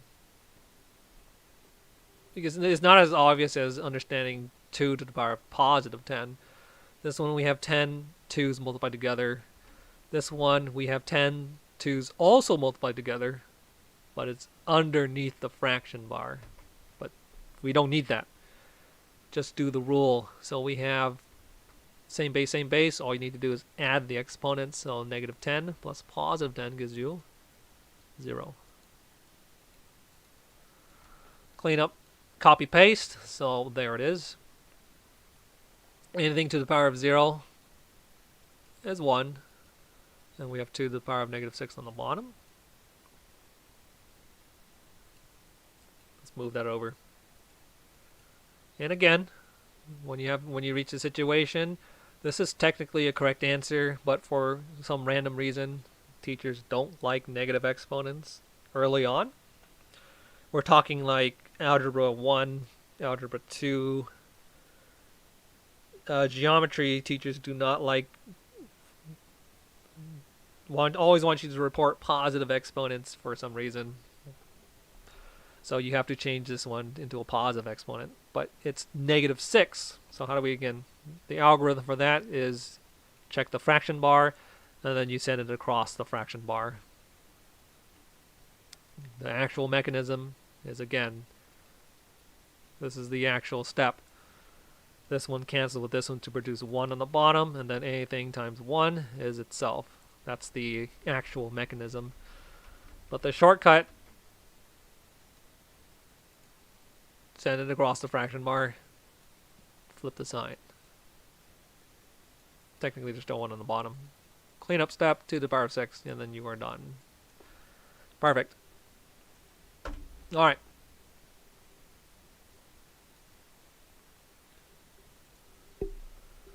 Are there any other nuances we need to talk about? Yes, there are a few other things, and this one you have to be very, very, very, very careful. Suppose you have 2 to the power of 3, and then you're adding that to 2 to the power of 4. We don't have an algorithm to do this, okay? At least not most immediately. It won't be very obvious. Or the algorithm that you can use on this, it doesn't lead to anywhere really useful, but I will talk about it. But to talk about this one, let me change this just to exponent 2. To talk about this, let us go back to pre-algebra. So 2 to the power of 3 is simply 8. 2 to the power of 2 is 4. So this is the fundamental basis of what we're doing. 8 plus 4. So 8 plus 4 is just 12. So we know this one from pre-algebra days, and we're not going to prove that, because proving 1 plus 1 is something for another day, maybe. I don't know. I think it's kind of trivial to prove 1 plus 1, but let's not worry too much about it. So 8 plus 4 is 12. We will accept this as truth for now. How does it apply to what we're doing? Well, some people confuse the rules. When some people do these problems, they start to misapply the exponential rules. So this one, they might, for example, put 2 to the power of 5, and this is unfortunately not true. This is true. But what is this? So if you have 2 to the power of 5, what does that actually mean? That's 2 times 2 times 2 times 2 times 2. We know this is 4, and then we know that is 8, but it's multiplication between those two. So 4 times 8 is actually 32, and that is not congruent to 12, so 32 is not 12. So this is not a rule, so don't use this rule. Again, this one is sometimes confused with this particular rule. We have an algorithm for this one. That's just simply rule number 1 for exponents. We don't have an algorithm for this one. At least, not a nice, clean algorithm. I'll show you the algorithm that we can use for this one, though. Again, it's very niche. It's not particularly useful in a lot of situations, but there are some random situations, like those quote-unquote challenge problems that maybe crop up. So in this particular situation, right off the bat, you can't really combine them as is, but you can do some factoring tricks. So we can slap on the old parentheses right there, and we consider, well, what are the factors here that are in common with the factors there? This is harking back to something like 8 plus 4 again. Let's talk about this. This is a very simple operation. You could just simply add 8 plus 4, but if we want to get fancy, this is divisible by 4, and that is divisible by 4. So what you can do is you can factor out the 4 from both of those to put it out in the front. So factor out the 4. What becomes of the 8? 8 divided by 4 is 2, and then the 4 divided by 4 is 1. And then 2 plus 1 is 3. That's very easy to do. And then 4 on the outside times 3 on the inside is 12. Again, why did we do this? This is completely unnecessary because we already did 8 plus 4 is 12. But again, you'll see why in a moment, in a few moments. So we're working right here. What's the common factor to both of those? The common factor is 2 to the power of 2. Again, it feels kind of convoluted, but this is just an exercise in what's happening and what you can do. What algorithm can you use in a weird situation where you're adding same bases, but they have different exponents. So here we are. Again, this is just the reverse of exponential rule number 1. We have exponent 3. You can split this up in whatever way you want. You can change it into 2 to the power of 3 times 2 to the power of 0. You can change it to 2 to the power of 2 times 2 to the power of 1. You can change it to 2 to the power of 1 times 2 to the power of 2. You can change it to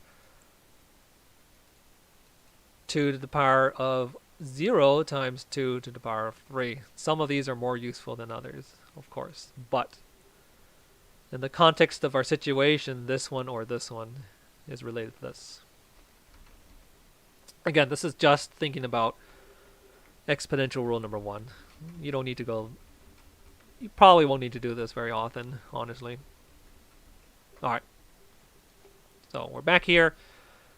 We factored 2 to the power of 3 into 2 to the power of 1 times 2 to the power of 2. Because 2 plus 1 gets us back to this. So what we can do is we can take this factor, we can take that factor, and we can quote-unquote bring it out by factoring it. So 2 to the power of 2, outside the parenthetical, 2 to the power of 1, plus any number divided by itself is 1. But let's keep it as 2 to the power of 0. So there it is. And in a more, I guess, complicated example, if you have x to the power of 5, and then this is plus x to the power of 3, again, this is adding same base with exponents. So you don't have an algorithm here. The most you can do, at least for now, is to simply factor these. So what's common to x cubed and x powered 5? It's a, you split this one by choosing this number. You choose the 3 here, and that's how you're going to split the 5. So it becomes x to the power of 2 times x to the power of 3. Because again, 3 plus 2 using algorithm number exponential rule number 1 takes us back to 5. And then you slap on the old parentheses. This is a factor common to this factor, so we can bring it out of the parenthetical. So equals 2 x cubed times leftover is this one's leftover, and then there's technically a plus 1 right here. Because again, any number divided by itself is 1. Close parenthetical, and then you are done. That's the most we can do with this particular situation. So it is combinable from a certain perspective, but this one isn't tremendously useful for a lot of situations. So for the most part, people would leave this alone. So, long story short, if you have x, let's use actual numbers. So if you have x4 plus x to the power of 3, there's not much you can do. I would leave this alone. If you have x to the power of 4 times x to the power of 3, this one you can consolidate. We have an algorithm for this one. It's simply exponential rule number 1. So 4 here, 3 there, all together 7 multiplied. 7 x's multiplied together. There it is. So algorithm, yes. This one, leave it alone. Some very niche situations, you would factor out the x cubed, and you'd get that. So that's also correct. Again, useful in some situations, but not very often. And I guess there's one more thing to mention. It's distributive property of exponents. This one I think is more common. Was a more common pitfall for a lot of people. Or I shouldn't say a lot of people, but if you kept track of problems that people come across or mistakes that people come across, bad habits, when people work with exponents, the majority of them fall into this particular situation. It's the fake distributive property of exponents. So if you have in parentheses x to the power of 2, and then this is plus 1, for example, and this is to the power of 2, this is the mistake. So when they see this, people try to misapply the distributive property of exponents. So they're like, oh, there's a 2 out here, there's a 2 in here, and there's an invisible 1, so all I need to do is just distribute this exponent, right? So here and here, right? And then thereby taking them to x to the power of 4 plus 1 to the power of 2. And they think that's the right answer. Unfortunately, it's incorrect, so this is not equivalent. And we could easily disprove that. If you're ever unsure if a particular rule works, just use some numbers to quick test it, right? So, case in point, if you have 4 plus 1, using our pre-algebra days, 4 plus 1 is 5. We know this to be true. Again, don't worry about the proof. 4 plus 1 is 5. What we can do is we can transform this one, or rather we can square both sides. So let us consider this. If you square 4 plus 1, it should still be the same thing as 5 squared, because PEMDAS, parentheses, exponents, right? So 4 plus 1 is 5. 5 squared should be the same as 5 squared, which is 25. So carrying on with this idea. So that, at this point, this is true. But let us misapply the rule just to see what happens. So this 4 is just 2 to the power of 2. That one is definition of exponents, going in reverse. So let us try to use distributive property of exponents in the wrong way. So if you distribute this to this, and this to this, what do you get? Can we do that? Or what do we get? So we're going to get 2 to the power of 4 plus 1 to the power of 2. And it's going to be very wacky. So what does that equal? 2 to the power of 4 is simply 2 times 2 times 2 times 2, which is 4 times 4, which is 16. And then this 1 squared is just simply 1. 1 times itself is 1. So at this point, 16 plus 1 is 17. And clearly, that is not 5 to the power of 2, which is 25. So 25 is not the same as 17. So this distributive property of exponents to addition does not work. We don't have an algorithm for that. At least not right now. I feel like that's a recurring thing, at least for right now. So let's contrast the situation. If you have x to the power of 5 in parenthetical to the power of 2, this is a safe situation. You could distribute this exponent to this one just fine, and you'll get x to the power of 10. Well, let's make the rule a little bit more complicated. Let's split the 5. If you have x to the power of 2 times x to the power of 3, that's x to the power of 5. Let's copy paste the 2 on the outside. All we did was we split the x power of 5 into x to the power of 2 times x to the power of 3. Because again, 3 plus 2 is 5. So at this point, it should still be equivalent, right? So now let's correctly use the distributive property of exponent. So 2 to this 2, and then 2 to that 3 distributive property. We're going to get x to the power of 4 times x to the power of 6. Go back to rule number 1. 4 plus 6 is back to 10, which is consistent with our first easy distributive property. So this is probably good. Good to go. Good to go. All right. So let's see. If we have x to the power of 5 times x to the power of 2. And this is to the power of 3. Is it safe to use the distributive property of exponent? Yes. You can safely do 3 times 5 and then 3 times 2. That is safe. This algorithm is correct. And then we simply summate those exponents. So x to the power of 21. Double check. 5 plus 2 is 7.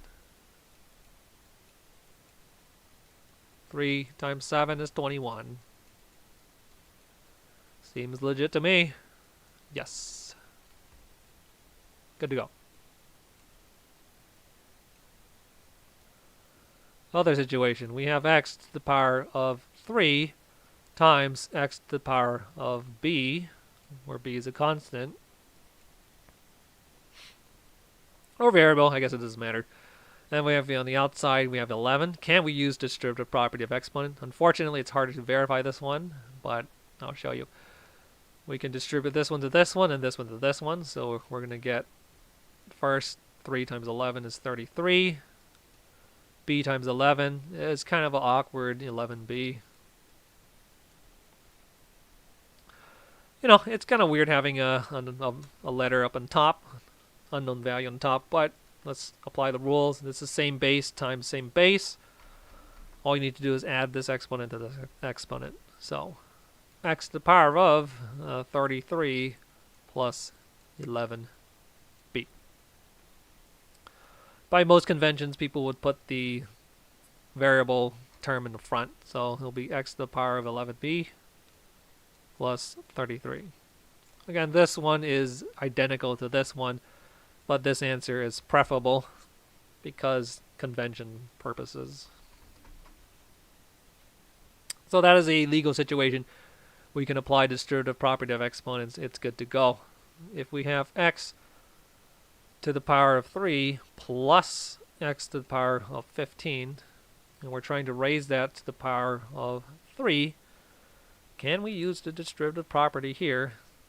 And no, this is not the situation. Because if you try, you will get kind of a nonsense answer. Again, it'll be x to the power of 9 if you try to misapply the property. This is not equal to, by the way. So 15 times 3 is 45.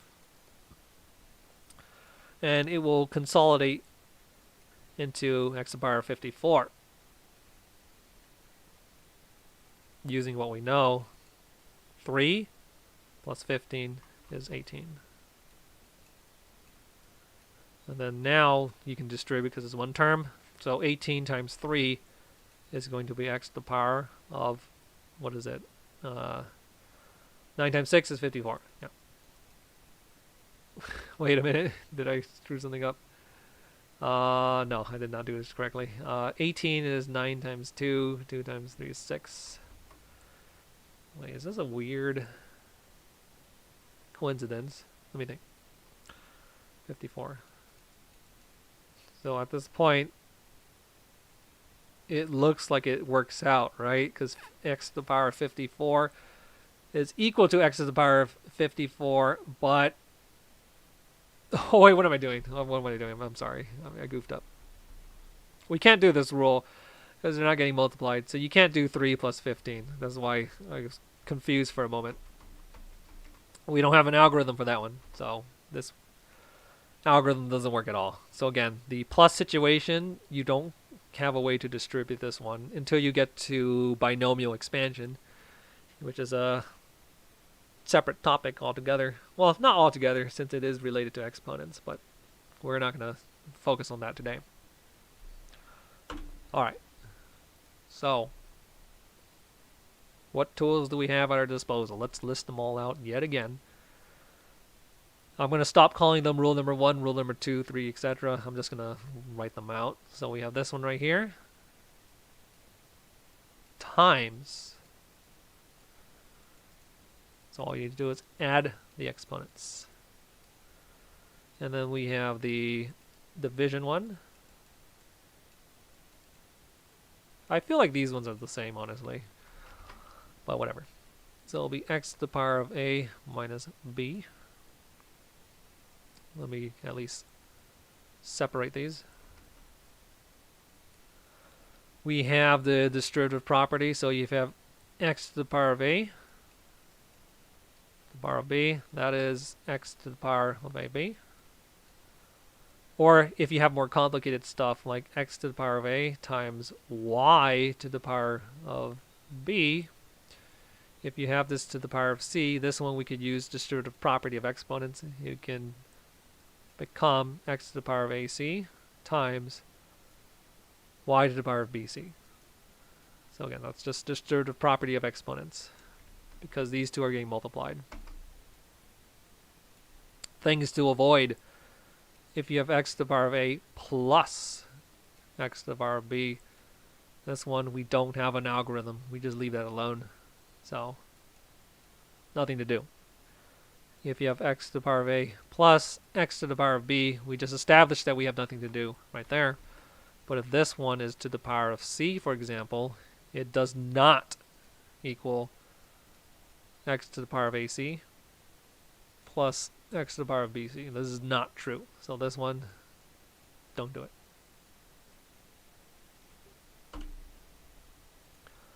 And then we have, let me shrink this real quick. And then we have the negative exponent rule. So we have x to the power of 0. Well, not negative. This one's just going to be 1. Again, I think most teachers would say that 0 to the power of 0 is equal to 1. I'm just going to avoid that altogether. And we'll just keep it as this simple rule right here. And then if you have a negative exponent, where like we have x to the power of negative a, you can just simply put it over a fraction bar if there already isn't a fraction bar, and then you send it across to the other side, so it becomes x to the power of a. Yeah. Or vice versa. If you have, for example, 4 over x to the power of negative b, for example, you send that one across. The fraction bar is already present, so you can just send it straight across. So it becomes 4 times x to the power of b over 1. But don't write the 1 because it's visual clutter. Instead, just keep it nice and simple. There it is.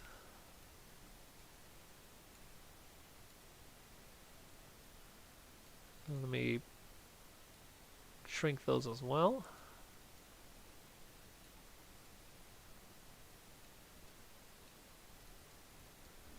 Shrink this one as well. Whoops.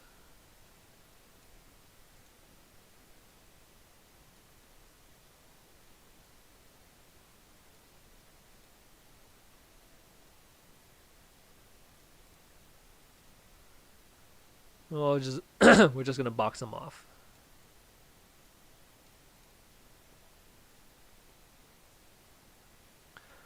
That is a particular rule, and then this one is also a particular rule. Wait a minute.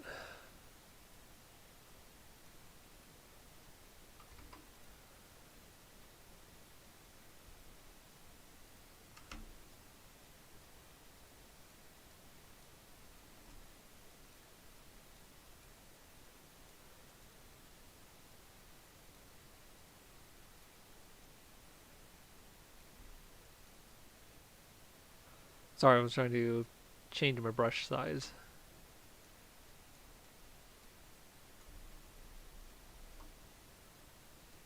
There we go.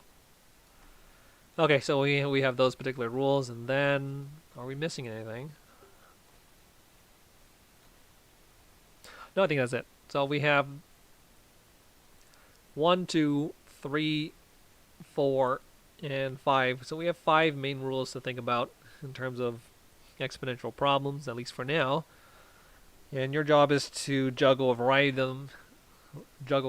of them when you're doing your problems. So learning to recognize your scenarios. So let's wait. All right, let's do some problems.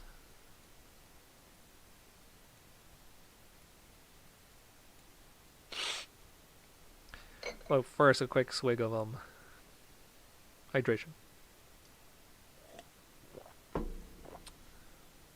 All right. Just problems. All right, if we have, let me think off the top of my head. Oh, the standard problem. Let's do with different letters. So let's not bias it towards x. Let's do a, b, c. So we have a to the power of 3 times b to the power of 2 times c to the power of -4. We're going to start combining a variety of situations, a variety of rules. So let's make this 31 actually, and then we 23, and then b to the power of 7, and then c to the power of -8. And then none of them are 0, so a is not 0, b is not 0, and nor is c 0, just to avoid domain issues. Alright. So, a variety of rules, all you need to do is just break them down. Pay attention to the ones that have matching bases. We have base A, and then we have base A, so this one is its own micro situation. We have base B, so that one's its own micro situation. And that one is base C, so their own micro situation. So, one at a time. Following simple rules, 31 minus 23. So the greater value is on top, so if you do 31 minus 23, starting from the numerator, we have 31 minus 23, which is 8 left over, so we are done with that one. So A is done, so let's cross that out, done and done. Just to clear the clutter, and then we have b to the power of 2 over b to the power of 7. The default way to do this is just to subtract the 7 from the 2. So 2 minus 7 gives us, we're subtracting the bottom from the top exponent. So 2 minus 7 is -5. And that's why we put it on the top, because you're starting from the 2 on the top and you're subtracting the 7 on the bottom. So negative exponent, that is not a beautiful situation. And then finally, let's cross this out with this one. And then finally we have the base C with the base C. All you need to do is do the -4 on the top minus the -8 on the bottom. It's a double negative, so 4. -4 minus -8.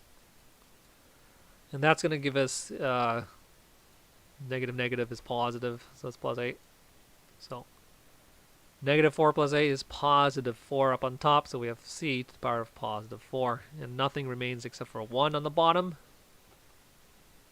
But that's some nastiness right there, so make sure you beautify your fraction by sending it across to change it to a positive exponent, because again, that's what teachers prefer. Later on, nobody really cares, honestly.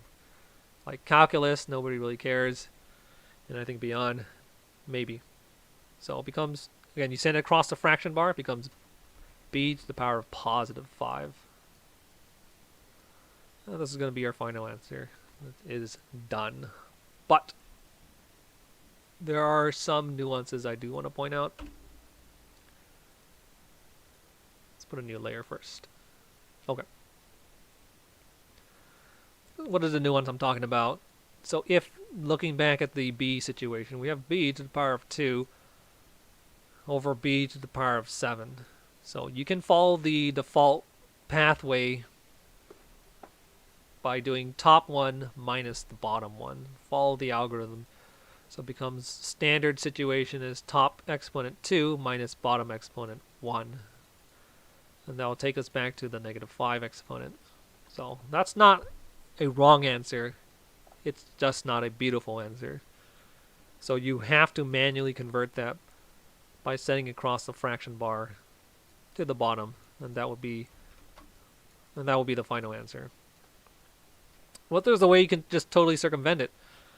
You can simply take a quick survey of which exponent is greater. So this is exponent 2, and then this is exponent 7, so 2 is less than 7. So instead of doing top exponent subtracting bottom exponent, you could actually do bottom exponent subtracting the top exponent. But the caveat is, since you're starting from the bottom, quote unquote, and you're subtracting the top, you have to keep your result on the bottom. Okay, so let me illustrate that. So if you have b to the power of 3 over b to the power of 5, again, you can follow the first route, standard algorithm, top minus bottom. This is the standard route. You just do a minus b. But technically that's over 1, because you're doing the 3 first minus the 5. And then the exponent 3 is in the numerator, so your answer is in the numerator.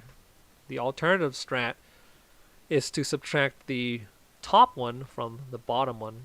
But because of grammar, you're doing subtraction from. The subtraction is from the bottom, so you do the 5 minus the 3 instead, and the top one becomes the 1. But you will see that they lead to the same answers. So top one simplifies into b to the power of negative 2 over 1. But again, you have to beautify that typically by sending across the fraction bar. So 1 over b squared. But if you had done it the alternative avenue, it just jumps straight to b to the power of positive 2 right away. So as you see, this is consistent with this one. Good to go. All right. So let's do it. A to the power of 3, and then this is to the power of negative 2. This is times b to the power of 4. Let's do negative 4, and then times, or to the power of positive 5, and then this one is over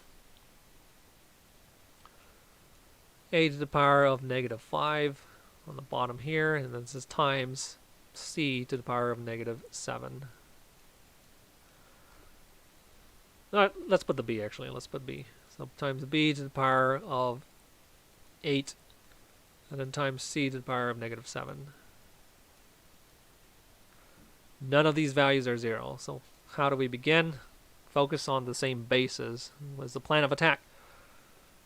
That's going to be base A's, and then this will be base B's, and then this will be base C. There's only one base C, so leave it alone for now. Do the other letters first. Okay, so this one is exponent 3, this is exponent negative 5, but this 3 exponent is trapped within this negative 2 exponent, so resolve this first. So 3 times negative 2 is negative 6.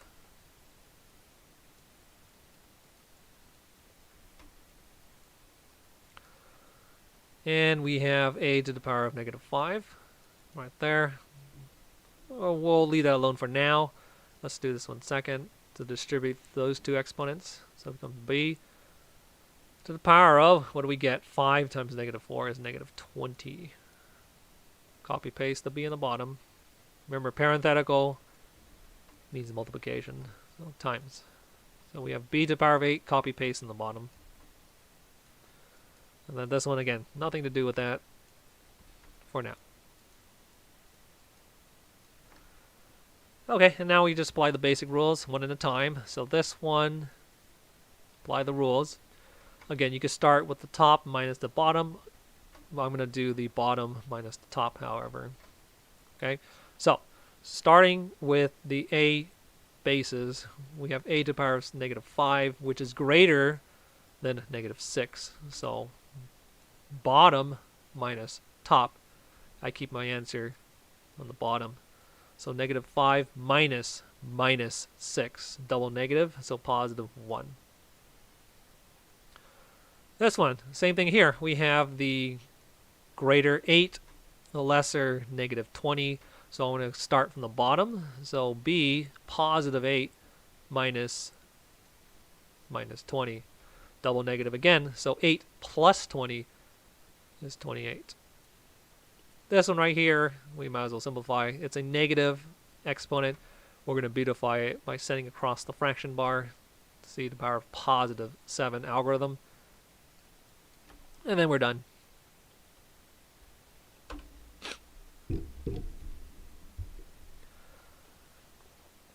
So that's just getting comfortable with the negative exponents. We're going to do a bunch of jumping around with actual numbers at this point. So suppose we have 2 to the power of 3 times 2 to the power of 5. And this is to the power of 3, negative 3, I mean. And then that itself, no, let's not do that, times 2 to the power of negative 5 over 8 to the power of negative 2. And this is to the power of 4. So let's resolve this situation. In parentheticals first, keep track of your zones. This is being multiplied. Here's one zone, here's one parenthetical, and then here's another parenthetical. So resolve this one first, and this one second. Or vice versa. We resolve that one first, and then this one second. Again, the order doesn't matter, but I'm going from left-hand, right-hand bias. So here it is, this one first. So that becomes 2. 3 plus 5 is 8. Nice. And then we have negative 2 outside. I'm sorry, negative 2. We have negative 3 on the outside. Times.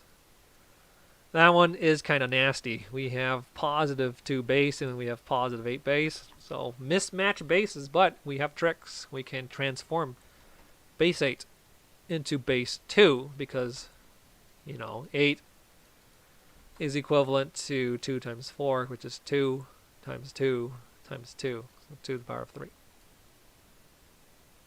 All right. So 2 to the power of 3 is equivalent to 8 to the exponent of negative 2.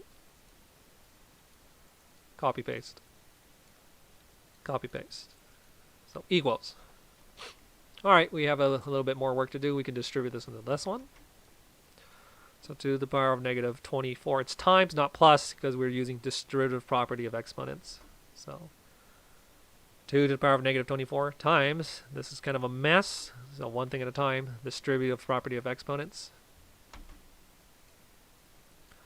2 to the power of negative 6, underneath 2 to the power of negative 5. Close parenthetical to the power of 4. Okay, let's move this up. So this one, again, standard algorithm. The exponent on the bottom is less than the exponent on the top. So I'm going to start from the top and subtract the negative 6 from the negative 5. Again, follow the grammar. If you subtract from, we'll keep our answer on the top. So it becomes times negative 5 minus 6. So that's 2 to the positive 1. And then the rest of it is just basic cleanup. So distribute that one, becomes positive 4.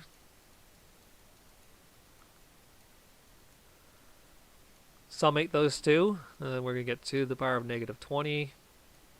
Beautify this one by setting it across the, oh, you can't see. Let me move it over. Whoops. Oh no. Whoops. Okay, well, let's move it. So what I'm going to do is I'm just going to move everything over. There you go. Alright, so we have the negative 24 plus positive 4, which gives us negative 20. We're going to beautify that by setting it across the fraction bar. There is no fraction bar. So manually set over 1, and then we send it across the fraction bar. So it becomes positive 1 over 2 to the positive 20. And then we are done. Very nice.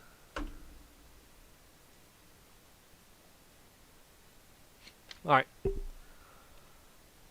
Let me think if there's any other nuances to think about. Okay, well, that's exercise rules. Let's go over 3 more rules of 3 more examples of mixed rules, and then we're going to move on to algebraic problems inside our algebraic problems, inside our exponential problems, I mean. But again, let's go over a few of those first. So we have x power of negative. Now, you know what? Let's do a bunch of a's and b's. So a to the power of negative 3, b to the power of 2. I'm just designing the problem. So we have c to the power of negative 3. This is in parentheses to the power of negative 4. This is times c to the power of negative 7 underneath.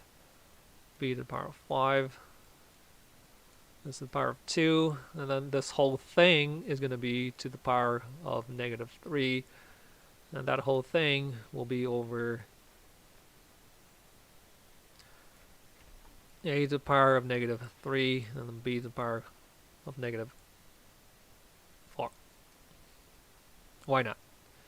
You know what? Let's do a little bit more. And it's the power of 2, and then times c to the power of negative 11.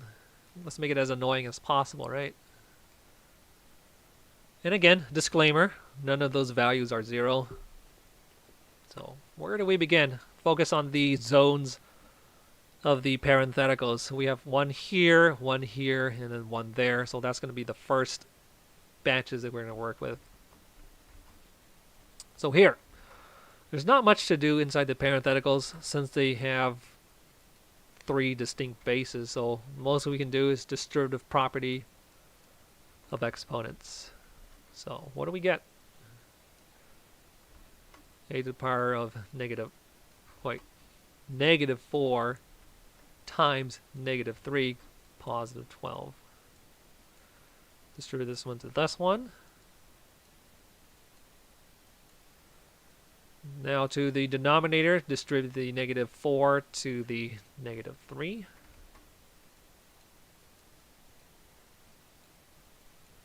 We resolve the negative exponent outside, so we can just drop the parentheses, and then times this nonsense. So this one to here, and this one to there. Again, there's not much to do in the parenthetical because base B is different from base C, and there's no way we can manipulate that. Okay, so distribute here. Exponent 10, exponent negative 14. Yeah. So we resolve first parenthetical, second parenthetical, but the bracket parentheticals are still there. So this is still here. With this one, there's still negative 3 on the outside. We might as well just do this one. Take care of this parenthetical. Again, base A is distinct from base B, but you can distribute this one because this is multiplication. So this to this, this to that.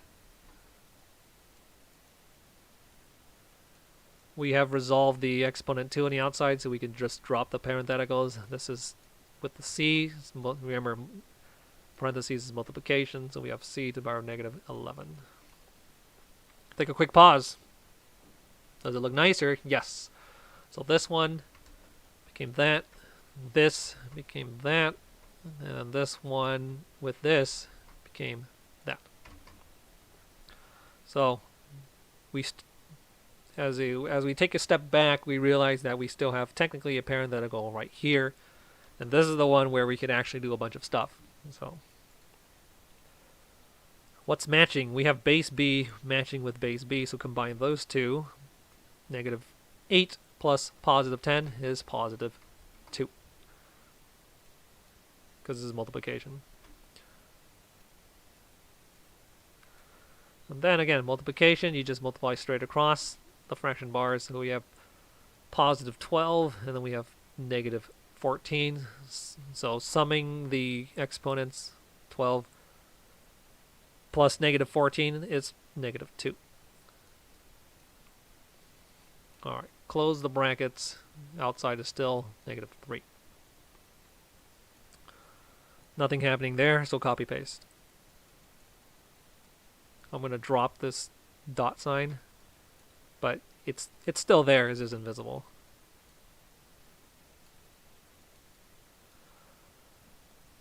Alright, so we have this one. So at this point, you can try to change this into a positive exponent by passing across the fraction bar, but it's a wasted effort since you have to change it back to negative. when you distribute. So let's save the sign changes for later. And later meaning after we distribute. Alright, so we have this. Distribute here, distribute there, and distribute there. So this one to this one. So a to the power of negative 36. That's negative, unfortunately. Negative to here. 6, and then this one to this one is positive 6.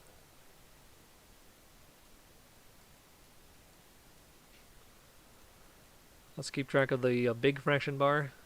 So technically this is the big fraction bar and this is the smaller fraction bar. So this is, right, big fraction bar. Copy paste.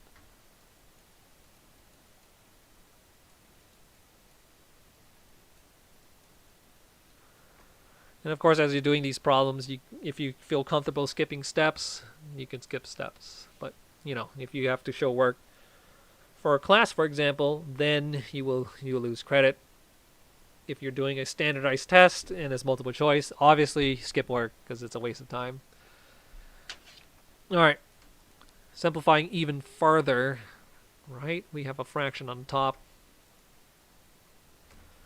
And technically we have a fraction on the bottom, so you can do the goofy flip trick if you wish. But let's see what the best course of action is. You know what? We can send this one across the fraction bar. Maybe we'll do that after all. The reason being, we can get rid of this fraction appearance by sending this one across. By changing it to a negative exponent, which kind of seems counterproductive, but it'll be okay. So send it across the fraction bar.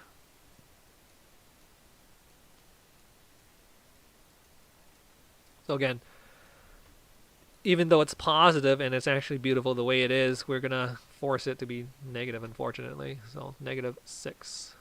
And the reason is, again, to clear this fraction bar, because it's kind of gross looking at a fraction within a fraction. There it is. And then copy paste the entirety of the bottom. I'm going to start putting this in order for visual clarity. So we'll do the A factor first, and then we'll do the the B factor second, and then C factor last.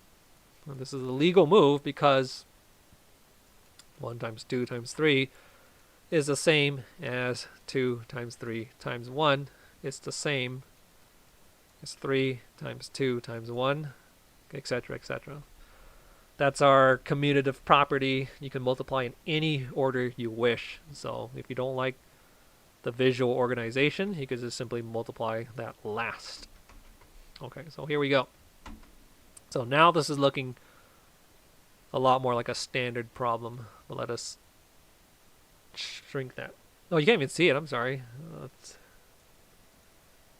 right there. So again, just quick recap. What I did was, this is a positive exponent, which is typically nice, but I want to get rid of this fraction, so I send it up across. It becomes negative 6. Okay. Let me shrink this.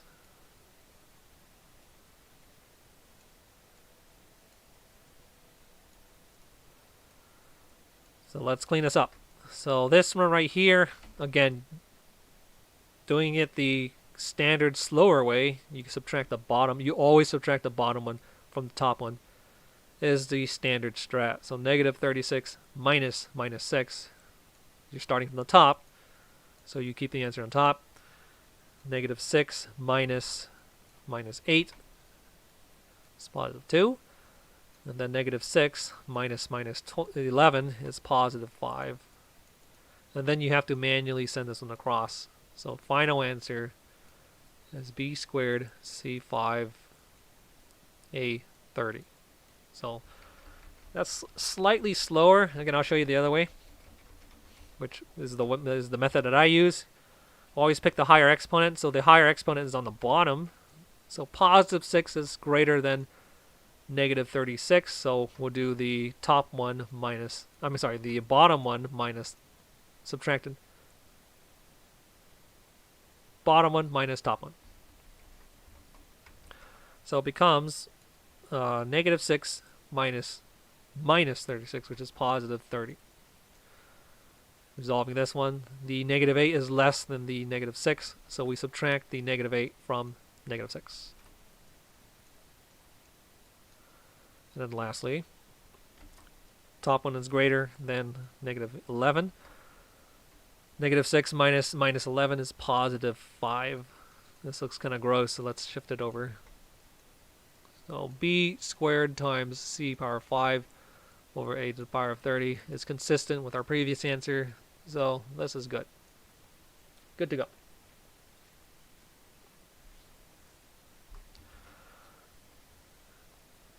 Okay, and then we're gonna do one more example, and then we'll move on to algebraic situations involving exponents. All right. Let's. Maybe we haven't done enough of these ones, right? So just problem designing. We have c to the power of negative 3. This is the power of negative 3.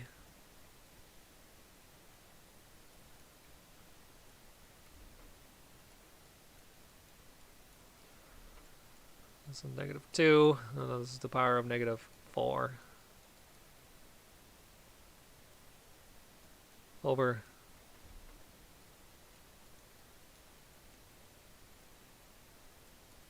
to 31, yes. Negative 31. All over a to the power of negative 2, b to the power, c to the power of positive 8. Alright. Now remember, there's a certain hierarchy according to the sizing of the fraction bars. The fraction bars, I'm trying to emphasize that this is going to be the largest fraction bar. So everything else is a smaller scenario. So this is the second biggest fraction bar, and these ones are all equal-sized fraction bars.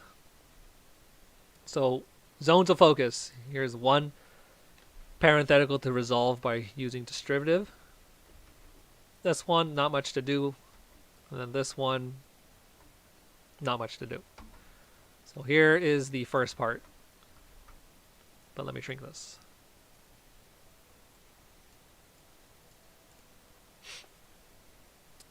Quick hydration.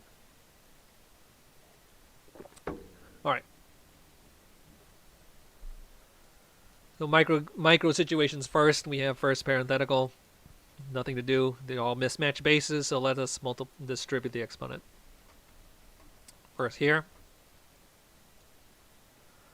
Negative 3 times negative 3 is positive 9. And then we have negative times negative. Denominator exponent distribution, negative 3 times negative 3.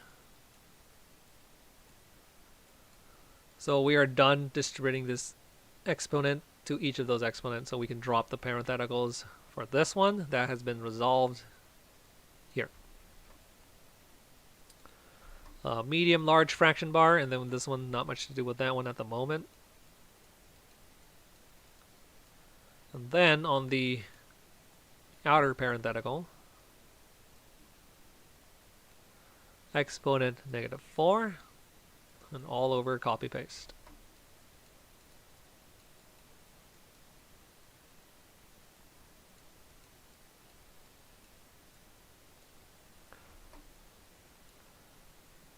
So, do we have anything to do in here? Yes, we do. There's a fraction within a fraction, so that's pretty gross. This negative 4 exponent, we'll deal with it probably last out of this micro situation. So, this is a fraction over a fraction, so we can just do the flip trick, which is what we're going to... Let's do that. So, copy paste. First, the numerator fraction.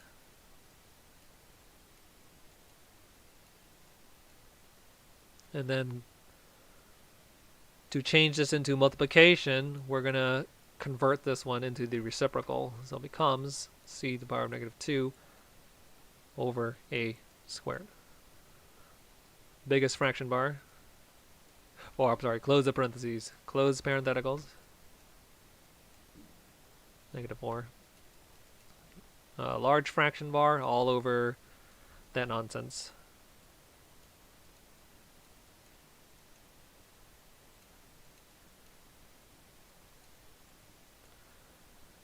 Alrighty. So from here on, we can negate some of those with those ones using fractional exponent. I mean, not, I'm sorry, not fractional exponents. Subtracted property for the exponents. So 9 minus 2, because again, this is multiplication for fractions. This one will end up on the bottom. You can put it right here if you wish. 9 minus 2 is 7 on top. So we have a to the power of positive 7 on top. Takes care of the a, so I'm going to cross them out visually so we don't have to redo them by accident. So b has nothing else to resolve, so b power 6. This one here and this one there. Again, I like to subtract the lesser from the greater, so starting from the bottom, positive 9 on the bottom, minus 2, so we keep our answer on the bottom, 11. Could you have done it the other way? Yes. Let's do it the other way, just to illustrate a point. So if you start from the top, again, this is a standard procedure, negative 2 minus 9 is negative 11.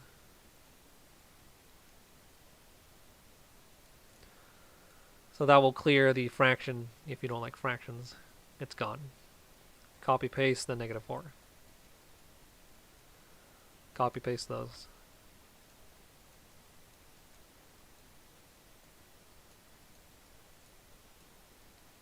Alright.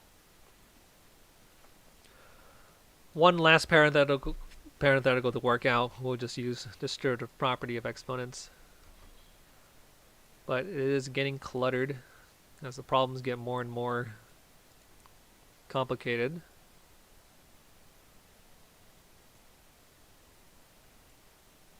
Oh, not what I wanted to do. Here we go.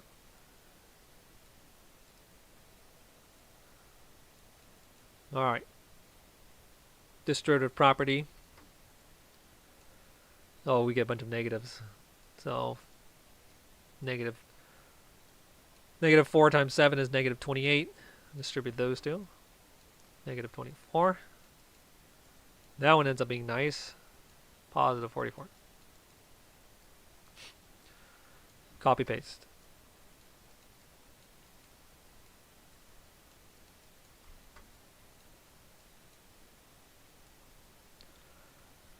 Where do we stand at this point?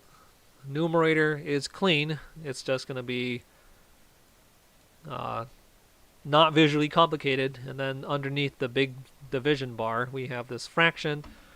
So we can do one more division flip trick, or we can simply send these across the fraction bar, which is what I'm going to do.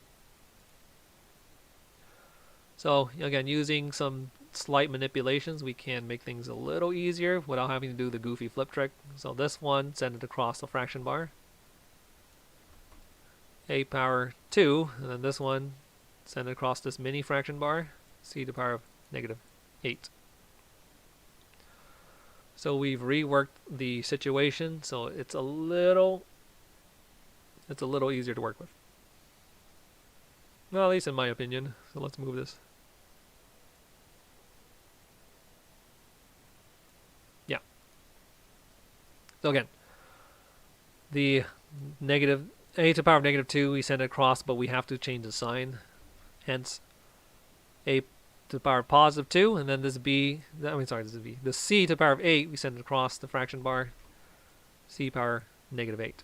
And I did that so we can have clean number on the bottom and then clean number on top. No more fractions within fractions. Or you can do the goofy flip trick with this one. It's up to you. Take your pick. At this point, I'm going to start erasing some intermediates. Let us clear this one.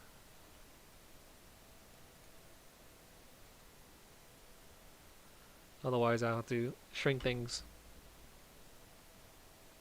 even tinier. So let's get rid of this. Let's get rid of this. This we shall keep.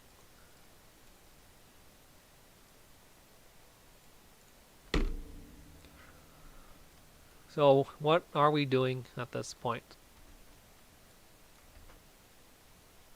This one and this one. So again, my recommendations: always subtract the lesser from the greater, and wherever the greater is, you keep your answer following the grammar. So we're subtracting the negative 28 from the bottom, so we keep our answer on the bottom. This one minus 31. So it becomes positive 7 on the top. Because again, this is greater than this one. And then lastly, we have positive, which is clearly greater than negative. So 44 minus 8. Give us a clean 52. So this looks terrible. Clean up. Visual shifting. So we'll visually move it over right here. And that's it. The final answer is right here. We are done. Good to go.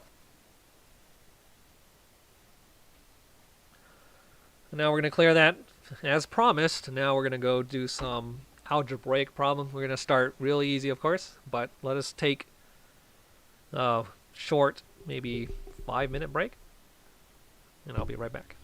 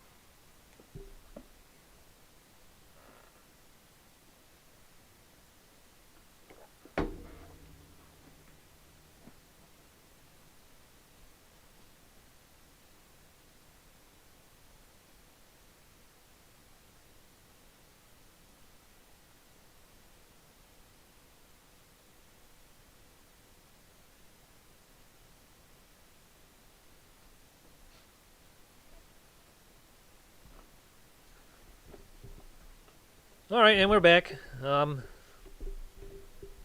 It's probably not 5 minutes. That's okay. Just to reiterate, we're working on algebraic problems that are hiding within our exponential situations. So putting two things together. So typically when you're doing your algebra 1 situations, we have stuff like 2x plus 1 is equal to 5. And then you do the whole operations. Minus 1 from both sides, and then divide both sides by 2, so you get x is equal to positive 2. That's your algebraic problems. But guess what? They're going to be hiding in your exponential problems. So for example, you're going to have 2 to the power of 2x plus 1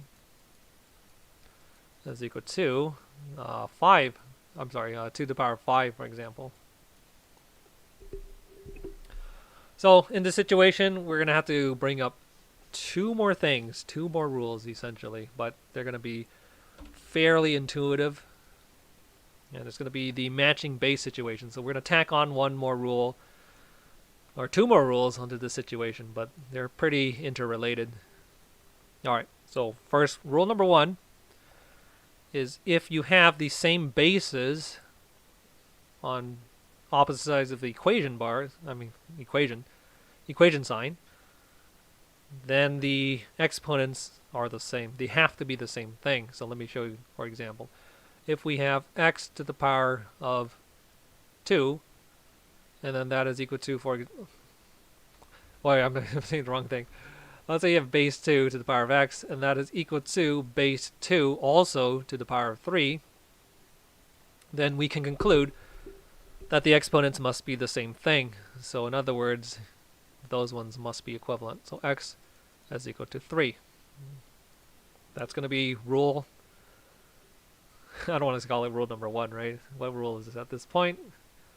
What number do we have? 1, 2, 3, 4, 5. So if we were to keep the number trend, this will be rule number 6. So x will be equal to 3. So if you have matching bases, you drop the base. So you drop the base. 2, 2. So x must be equal to 3. Oops. All right. What was I going to say? No, that's it. That's it for the rule. So again, if you have matching bases, so if you have x to the power of a, and then that is equal to, and then x to the power of b, then you can conclude that a is equal to b. So let us shrink that, and we will put it right here.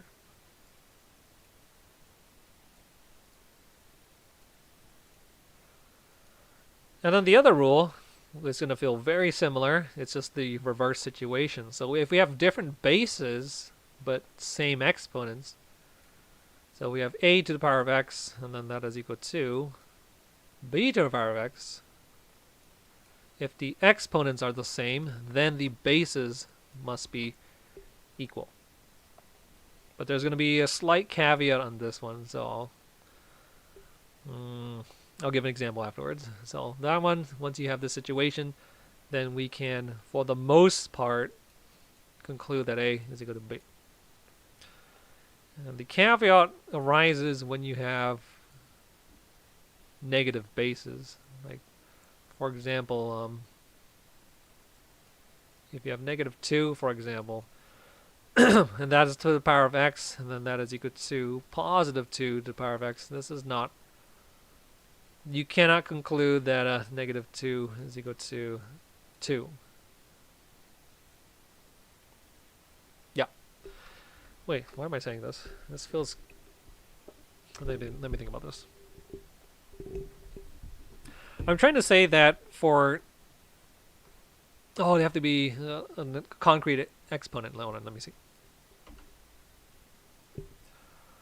So if you have 3 as the exponent, and this is -2, for example, and then that is equal to x to the power of 3. Again, we have clearly identical exponents, but the bases don't match on immediate inspection. You can't necessarily conclude that this one equals this one. In this case, we can, for the reason that this is an odd powered exponent, so the negative sign, you can actually, quote unquote, bring it out. You know what, maybe we should talk about this mechanic. Yeah, let's talk about it. So again, this is explaining a subcase of this sub-rule right here. So in this situation, can we conclude that x is equal to -2 following this subset of rules? And in this situation, yes, we can, because of manipulations. This one, we can actually use our older rules right here. We could split this -2, right? So -2 is actually -1 times +2. Exponent 3. And this one has an exponent of 3. I'm sorry, invisible 1. Remember, way in the beginning, If you don't see a number, it has invisible 1, and this one technically also has exponent invisible 1. So let's keep track of that. So distribute 3 to this and distribute 3 to this, thereby getting negative 1 to the power of 3, and then times 2 to the power of 3. So why are we doing all this complication? Well, it's just to show a point. So this one right here, this one deserves its own small discussion, right? But for now, if you have a negative 1 times negative 1 times negative 1, that's easy to resolve. It's just going to be negative 1. And right here is 2 to the power of 3. And then that one is exponent 3. So it's just looking good for us. Well, maybe I should not have taken out the negative 3. Okay, well, let me take a step back. This one, this entire series of steps, they're all mathematically legal moves, but it actually is not the best way to go about doing this. So let me undo the situation. So again, technically, mathematically legal to do, but it doesn't lead to useful situations. But what was I trying to do? I was trying to show this one was equal to this one, right? Yeah. Okay, so for that one is equal to this one. It's just stemming from this rule. And do I need to prove this? Let me think. Well, we're not going to prove it per se, but we can back check it. So if we take this negative 2 and we back slam it in there, negative 2 times negative 2 times negative 2, definition of exponent 3 is negative 8. So, yeah, that's the same thing, pretty much. So for odd exponents, this is an absolutely safe thing to do. If this exponent here is odd and then this one is odd, then this is a safe conclusion to draw. What if these exponents are even? I think that's when it becomes unsafe. Well, let's check. So if you have negative 2 to the power of positive 2, and then it's equal to x to the power of positive 2, can we conclude that x is equal to negative 2? Well, the situation is a little grosser. The short answer is no. This is not the only answer, unfortunately.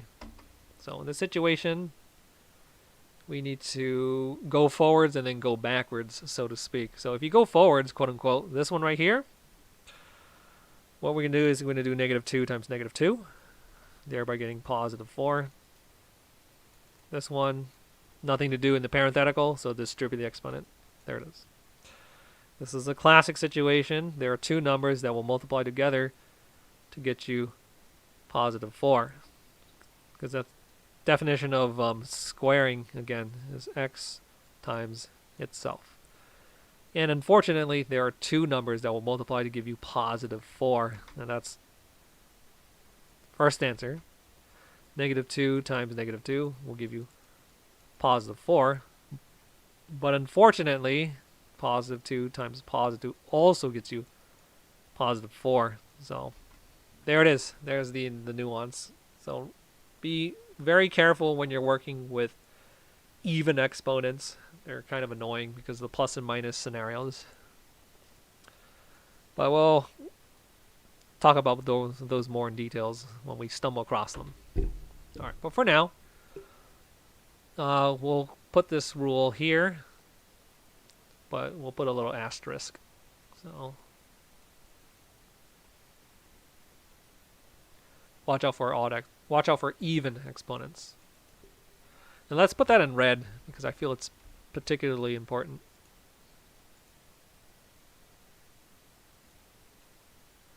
So be wary of even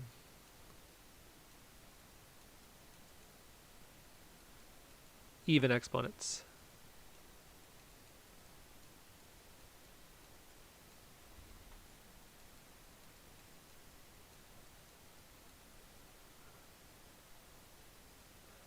We don't need to put asterisk since we're putting the message right next to it. Yeah, right here.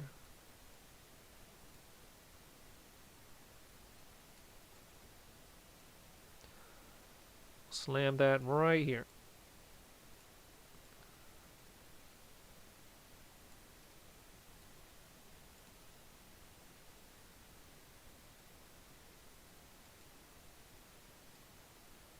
So again, this is a new rule, and then this is a new rule yet again. No operations per se, but you have to learn to recognize these scenarios. Alright. It's problem time. So suppose you have 2 to the power of x minus 2 to the power of 2x minus 1 is equal to 2 to the power of 5. So what do we have in this situation? We have the situation of matching bases, and since the bases match up, just drop the base.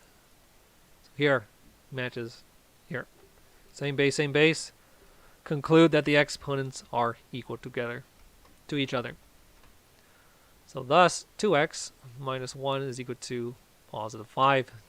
Takes us back to the earlier scenario. Plus 1 to both sides is 6, and then 6 divided by 2 is 3. And then you're done for this particular problem. Again, matching bases, matching bases. So not many of these new rules that we're covering for that one, but let's mix it up. So if you have 2 to the power of 2x plus 1, and then that is equivalent to 32,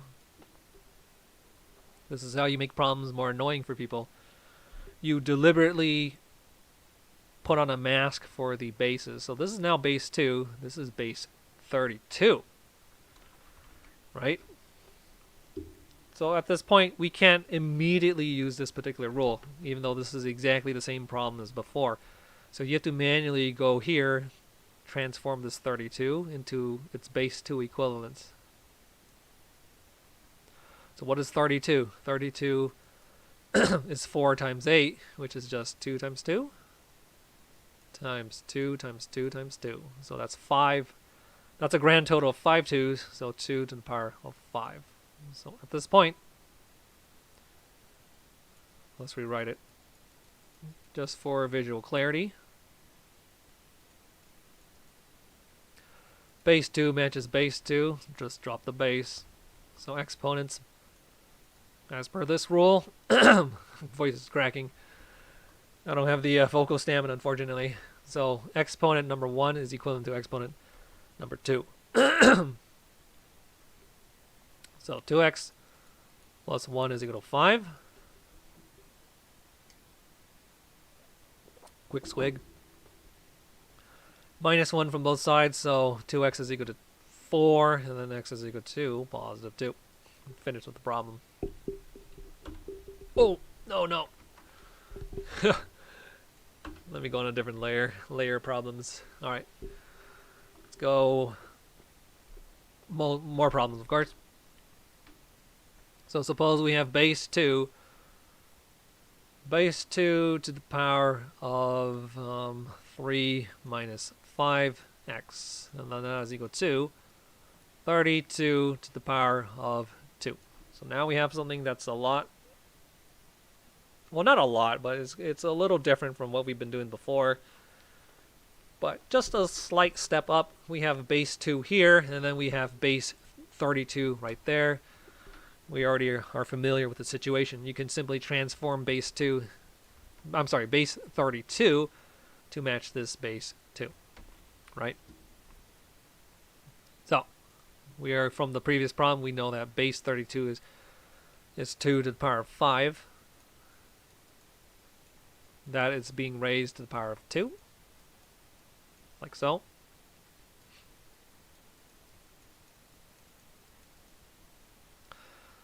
And, get rid of the parentheticals, so distribute the 2 to the 5, thereby getting 2 to the power of 10.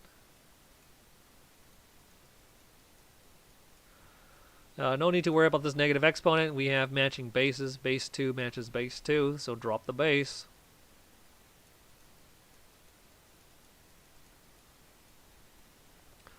It's nice and clean. And then we're going to add the 5x to both sides and then subtract 10 from both sides. So plus 5x minus 10 minus 10. Not the most beautiful answer, but that's okay. Solve for x. X is equal to negative 7. Oh, you can't even see this. Let me relocate.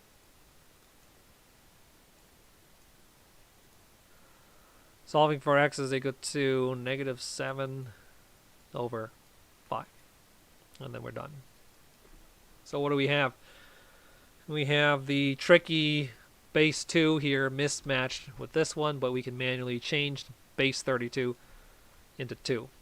As a side note, if this had not been a 32, let's say that had been base 3, for example, right? Like, what if you cannot possibly match up the bases? If you have 2 to the power of 3 minus 5x, that is equal to 3 to the power of 10, for example. If you have the situation, unfortunately, none of these rules is applicable. You cannot do the situation until you learn how to work with logarithms. So the short answer is outside of the rules that we've learned, there is another rule using using logs to transform your problem, which would involve this type of scenario. But don't worry about it. This is not our focus. You apply log to both sides. That allows you to manipulate it into something like this. But again, don't worry about the mechanics.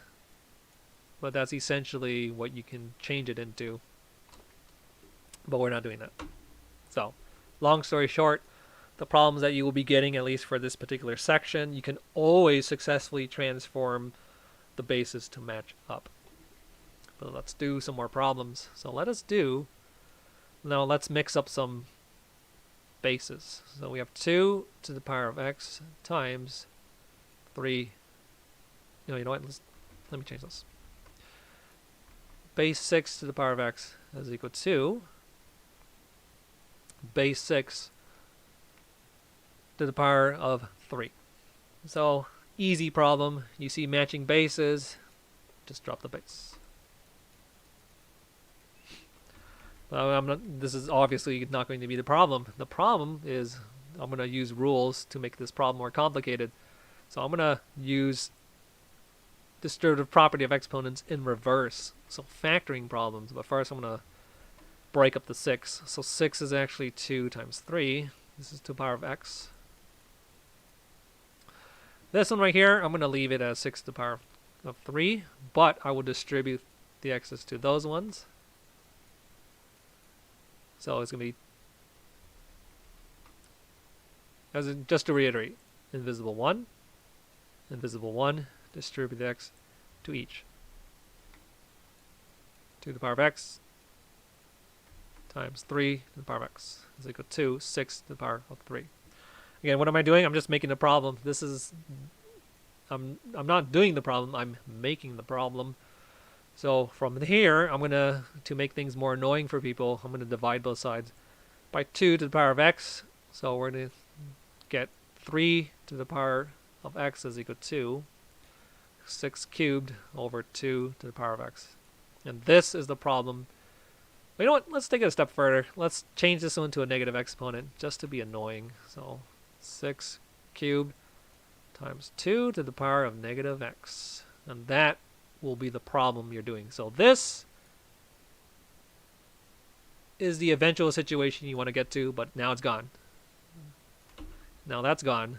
And now here's your problem. Oh, wait, I deleted the x, the other side of the equation. There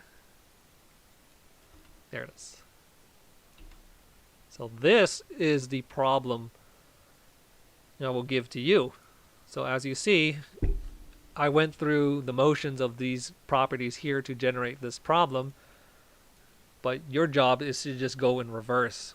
So how do we do this particular problem?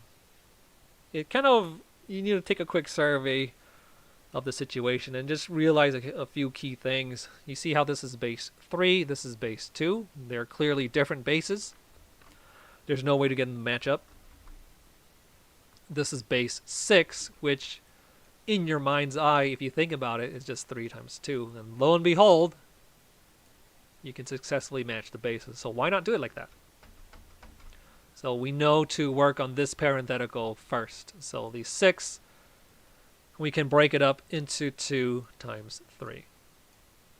Close the parenthetical because that's what's the inside the 6. Copy paste the 3. And now you see where this is headed.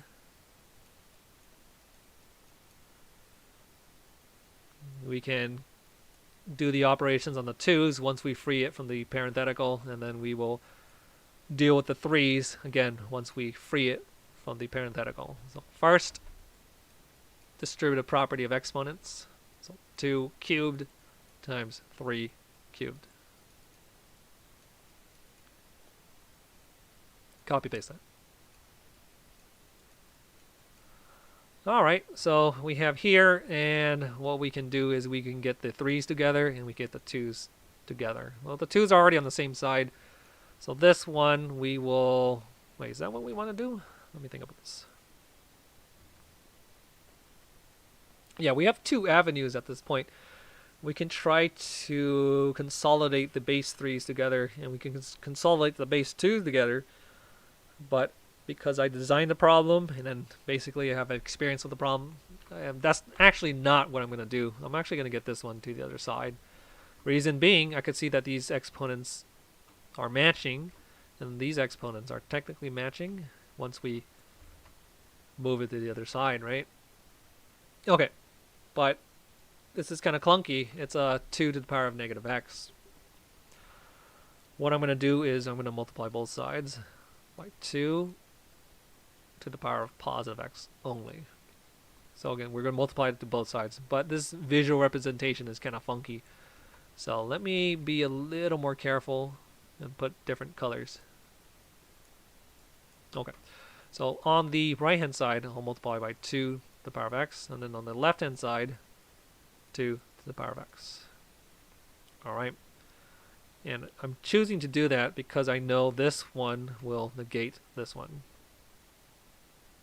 Base 2. Base 2, positive x plus negative x gives you 0, which is just 1 upon resolution. So this one times this one gives 1, which is why I'm suggesting to do this multiplication to both sides. And then this one will condense into... If you slap on the parentheses, we can factor out the exponents. This is going to be reverse exponent distribution rule. So we can get the x outside the parenthetical. So it becomes 2 times 3 power x. Same thing here. We can slap on the parentheticals, factor. So parentheses 2 times 3 to the power of 3. At this point, it's superfluous to multiply 2 times 3, so same base, drop the base. Exponents must be the same thing. And then you're done.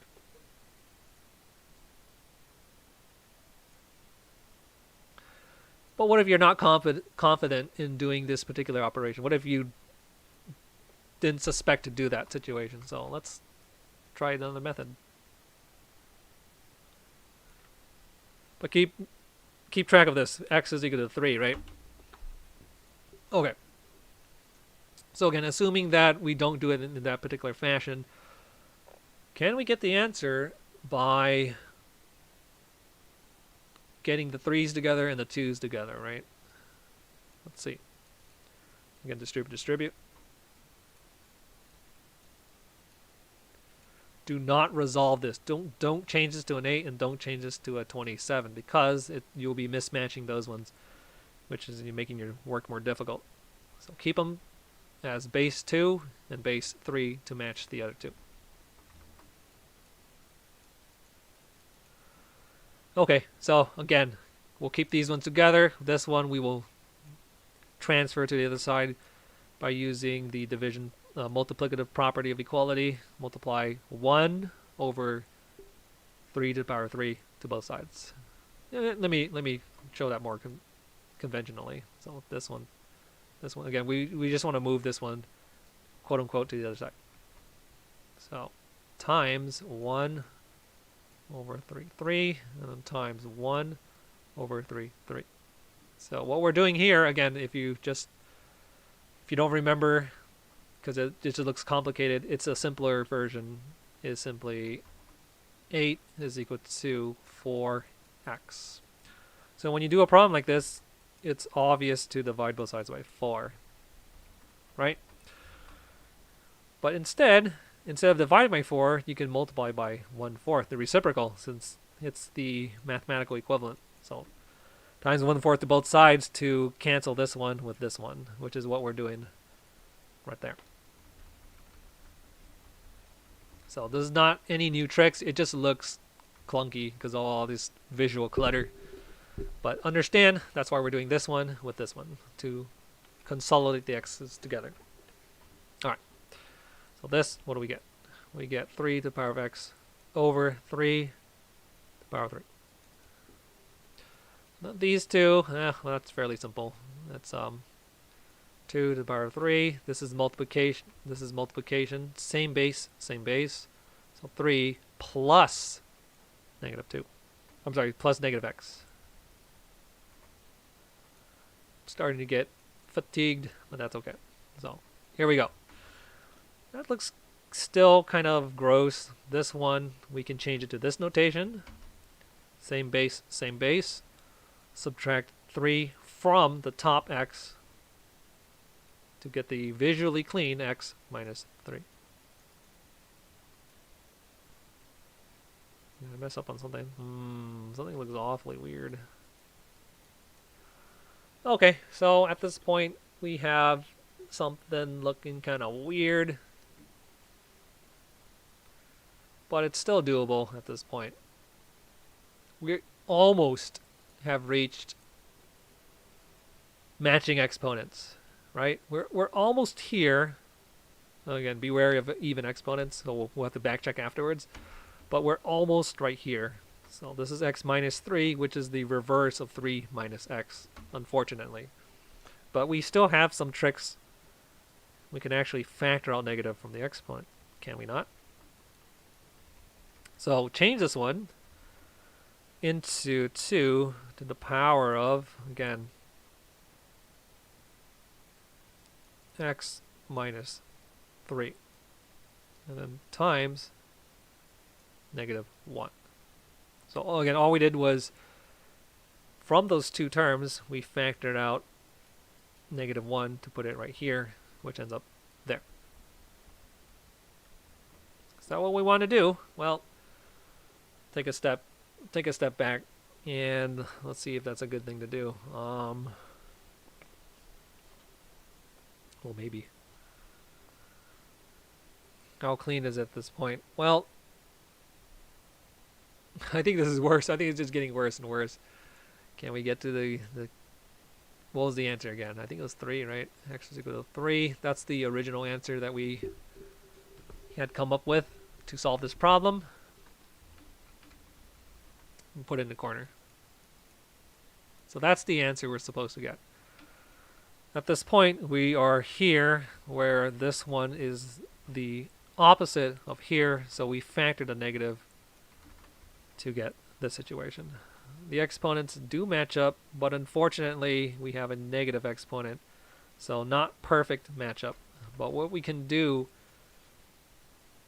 I have a feeling I messed up something somewhere along the way. Let's see if it's the equivalent. So if we plug in 3, which we know is the, I'm just going to do a mid-step check. So we take the 3 from the answer we know. 3 minus 3 is 0. And then you plug it in there. 3 minus 3 is 0. So at this point, it's numerically equivalent. So I don't think these steps are wrong. It's just that the steps are kind of leading us farther and farther from the truth. Every day we stray farther and farther from the truth. So do I just want to give up at this point right here?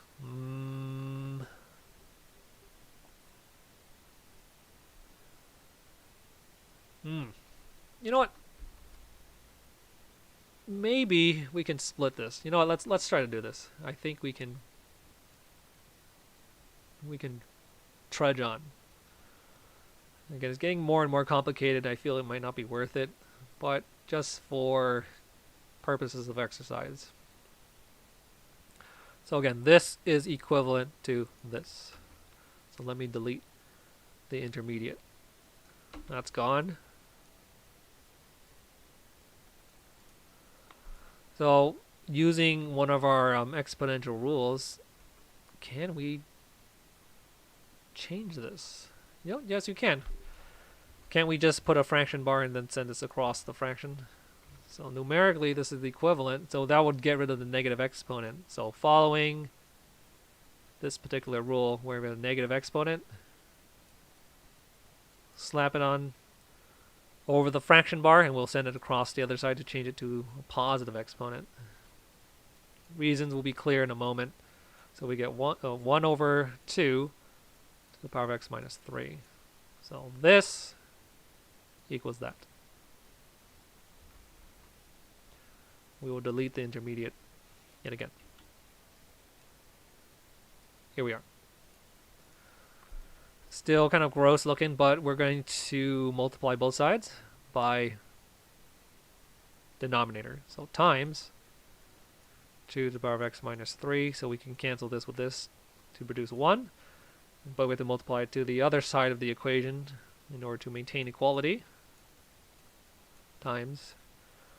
Okay, so what a doozy, right? We have multiplication operation. We have different bases, unfortunately, but we have same exponent. So we can use that rule here. Factoring is just the inverse of distributing. So we'll use inverse of this rule. So go backwards, right? So we'll factor x minus 3 from there and from there. So we get 2 times 3. Again, factor this and this. Bring it outside. X minus 3 is equal to 1. So all that complicated junk to arrive at this particular point. But is this useful? We have base 2 times 3, and then this is base 1, right? Unfortunately, it's mismatched. But there's a trick you can do. That's the trick. Anything to the power of 0 is 1. Except maybe 0, right? Depending on which class you're doing. 0 to the power of 0 could be 1, or 0 to the power of 0 can be undefined. But we don't have to do it in this situation, because we want base 2 times 3. So, using this rule, we could actually transform this 1 into 2 times 3. Anything to the power of 0 is 1, right? So, ignore this intermediate. Delete the intermediate and visually shift this to here. Did that seem like I was just making stuff up? Maybe. Well, this is base 2 times 3. That is base 2 times 3. We have the same base, so drop the base, drop base, drop base. So x minus 3 equals 0. And what do you know? Same answer as before. Was it worth it? Maybe not. So, other method is, in my opinion, superior. So delete. At this point, I would ask you if you have any questions, but nobody here. Let's do some more problems. Okay, so what other situations can we get? Well, we can get x minus 1 to the power of 2, and then that is equal to something like 4 to the power of 2. Watch out for even exponents, right? Okay, so when you get the situation, we have top exponent is equal to top exponent on the right hand side. So we have this sort of situation, but again, be wary of even exponents. So can you simply say x minus 1 is equal to 4? Yes, you can. Solving for x is equal to positive 5. However, if you leave it like this, you will get half point off. Because remember, if you have square here, and you have square there, you have two scenarios to contend with. You have a positive inside, and then you have a negative inside. Because negative squared will give you positive, as will positive squared. So, be wary. So how do we get the other answer using what we have? Well, the easier answer would just be to take the square root of both sides, but that's not the topic for today. We didn't cover that per se, right? So we just have to manually acknowledge that this inside here, there are two numbers that if you square them will get you positive 4. The negative number and then the positive number. What negative number, if you square it, will give you 4? It is negative 2. What number squared that's positive will give you 4? That's positive 2. And so therein lies your path. You take the x minus 1, you force it to be negative 1 to get one answer, and then you force the inside to be positive 2 to get your other answer. So, setup. Those are the two setups. Right? Wait, I didn't screw up. Did I?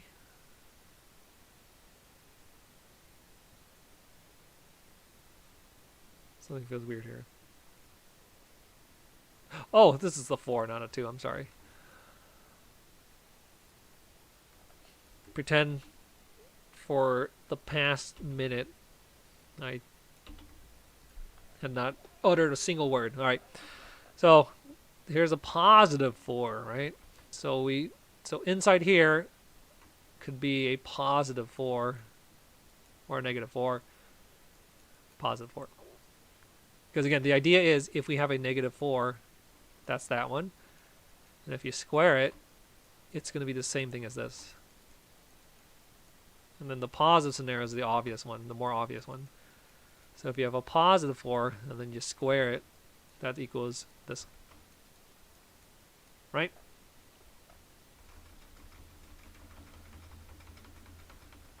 Alright.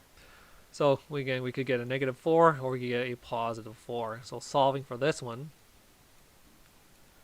x is equal to plus 1 plus 1, negative 3. And this is the first answer that we got.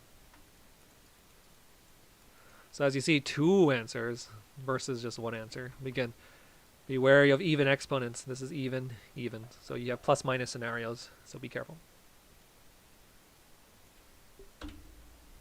Okay. That's not what I wanted to emphasize. Let's do another one. Let's do with odd exponent. So we don't have to be wary. Now suppose you have something like this. If you already learned how to do radical operations on both sides, you would simply take the cubic root of here, and then you take the cubic root of there. Or, you know, you could exponentiate. So you could do 1/3 exponent here, and then you could do 1/3 exponent there. And then when you resolve the situation, it's very clean and very fast. Plus 3 to both sides, and then you get 6. But we're not, let's say we don't have this tool at our disposal. How can we use this to arrive at our solution? All right. Well, you have no choice but to do manipulations. You have base x minus 3, which is mismatched with base 27. So unfortunately, we don't know what this is, so we can't really match bases. We have exponent 3, and we have exponent invisible 1. So those are also mismatched. So unfortunately, right off the bat, neither of those implications apply. But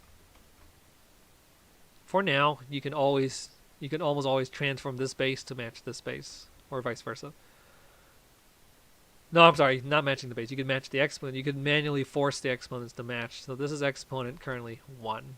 But if you can see it, you might realize that 27 is factorizable. It's just 3 times 9, which is just 3 times 3 times 3. So you can realize that 3 to the power of 3 is 27, and therein lies the trick. So now this is exponent 3.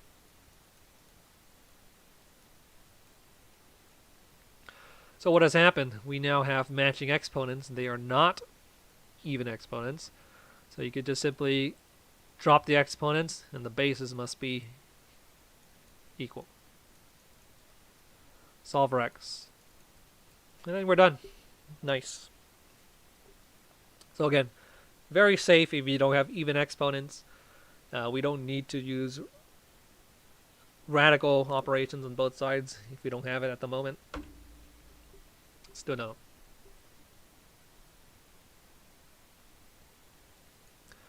So suppose we have x minus 1, and this is to the power of 40.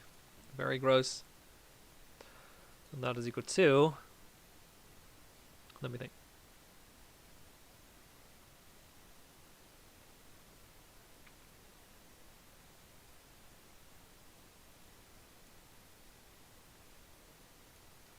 Okay. So another weird situation. Keep track of the scenarios. We have even exponents. Be wary of even exponents.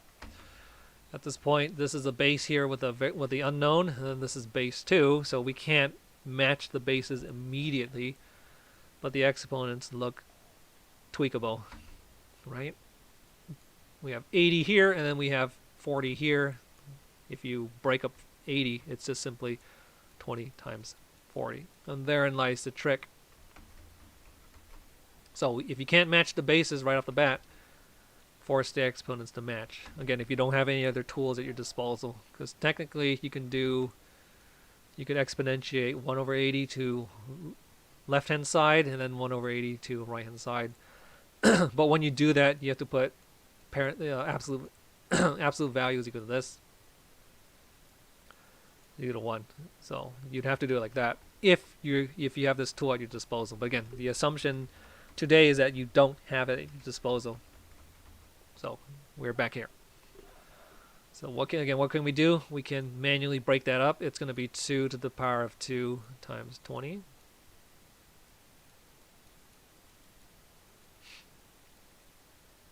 I'm sorry, not 20. Times 40. Whoops. As time drags on, my mind deteriorates. Here we are. Okay. So here is a special nuance. We have 2 to the power of 2 times 40, right? So there are two ways you can think about this. You could think about this as 2 to the power of 2 to the power of 40, because, that's just distributive property, takes you back here. Or you can think about it as 2 to the power of 40 to the exponent 2, where you distribute, again, 2 times 40 takes you back to here. This is a safe move because we're not dealing with fractional exponents, which is a whole nother monster, which I had hoped to cover today, but unfortunately I just did too much for these other problems. So let me move this. There is a particular nuanced situation when you're doing this, but since all the exponents are even, it's safe to move things around. You can do 2 times 40, which is the same thing as 40 times 2. This is a very niche situation, but let me just mention real quick for people who already know this type of topic. If you have, for example, 1/2, and this is to the power of 4, this is not necessarily a safe move to do. So if you swap it like this, because you feel commutative property applies to exponent, you have to be careful. You can do this trick if and only if the base for sure is positive. Okay? Because this is a bad situation with negative values. Because if you have a negative number to the power of 1/2, that is illegal. You're going to get an imaginary number. So this one is going to be a bad situation. Okay? But we're not dealing with that. Again, at least not for today. So of these two identities, of these two factoring situations, which of the two is more useful? We have an exponent 40, so we want to get the 40 outside the parenthetical. So don't use this one. So delete that. We will keep this one. It's more workable. All right, so there we go.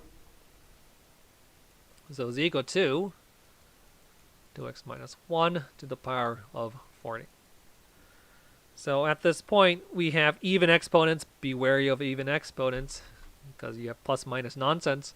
So can we simply say 2x minus 1 is equal to 2 to the power of 2? No, we can't, because you will be losing half your answer. So we have to say this thing could be plus or minus. So again, this thing could be plus or it could be minus.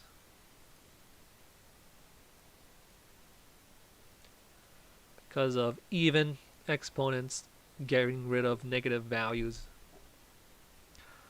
Alright, so the 2x minus the 1 could give us a positive 2 squared.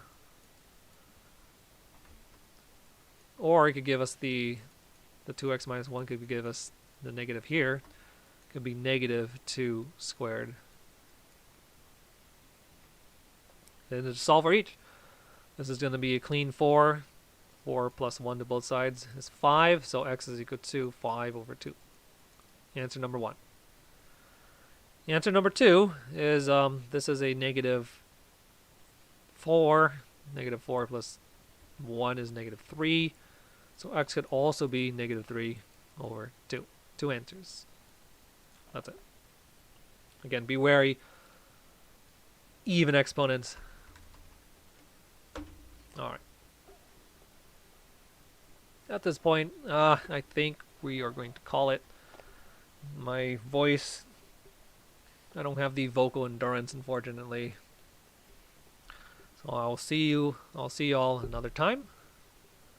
For now, have a good day, or good night, or whatever. See you in the next one.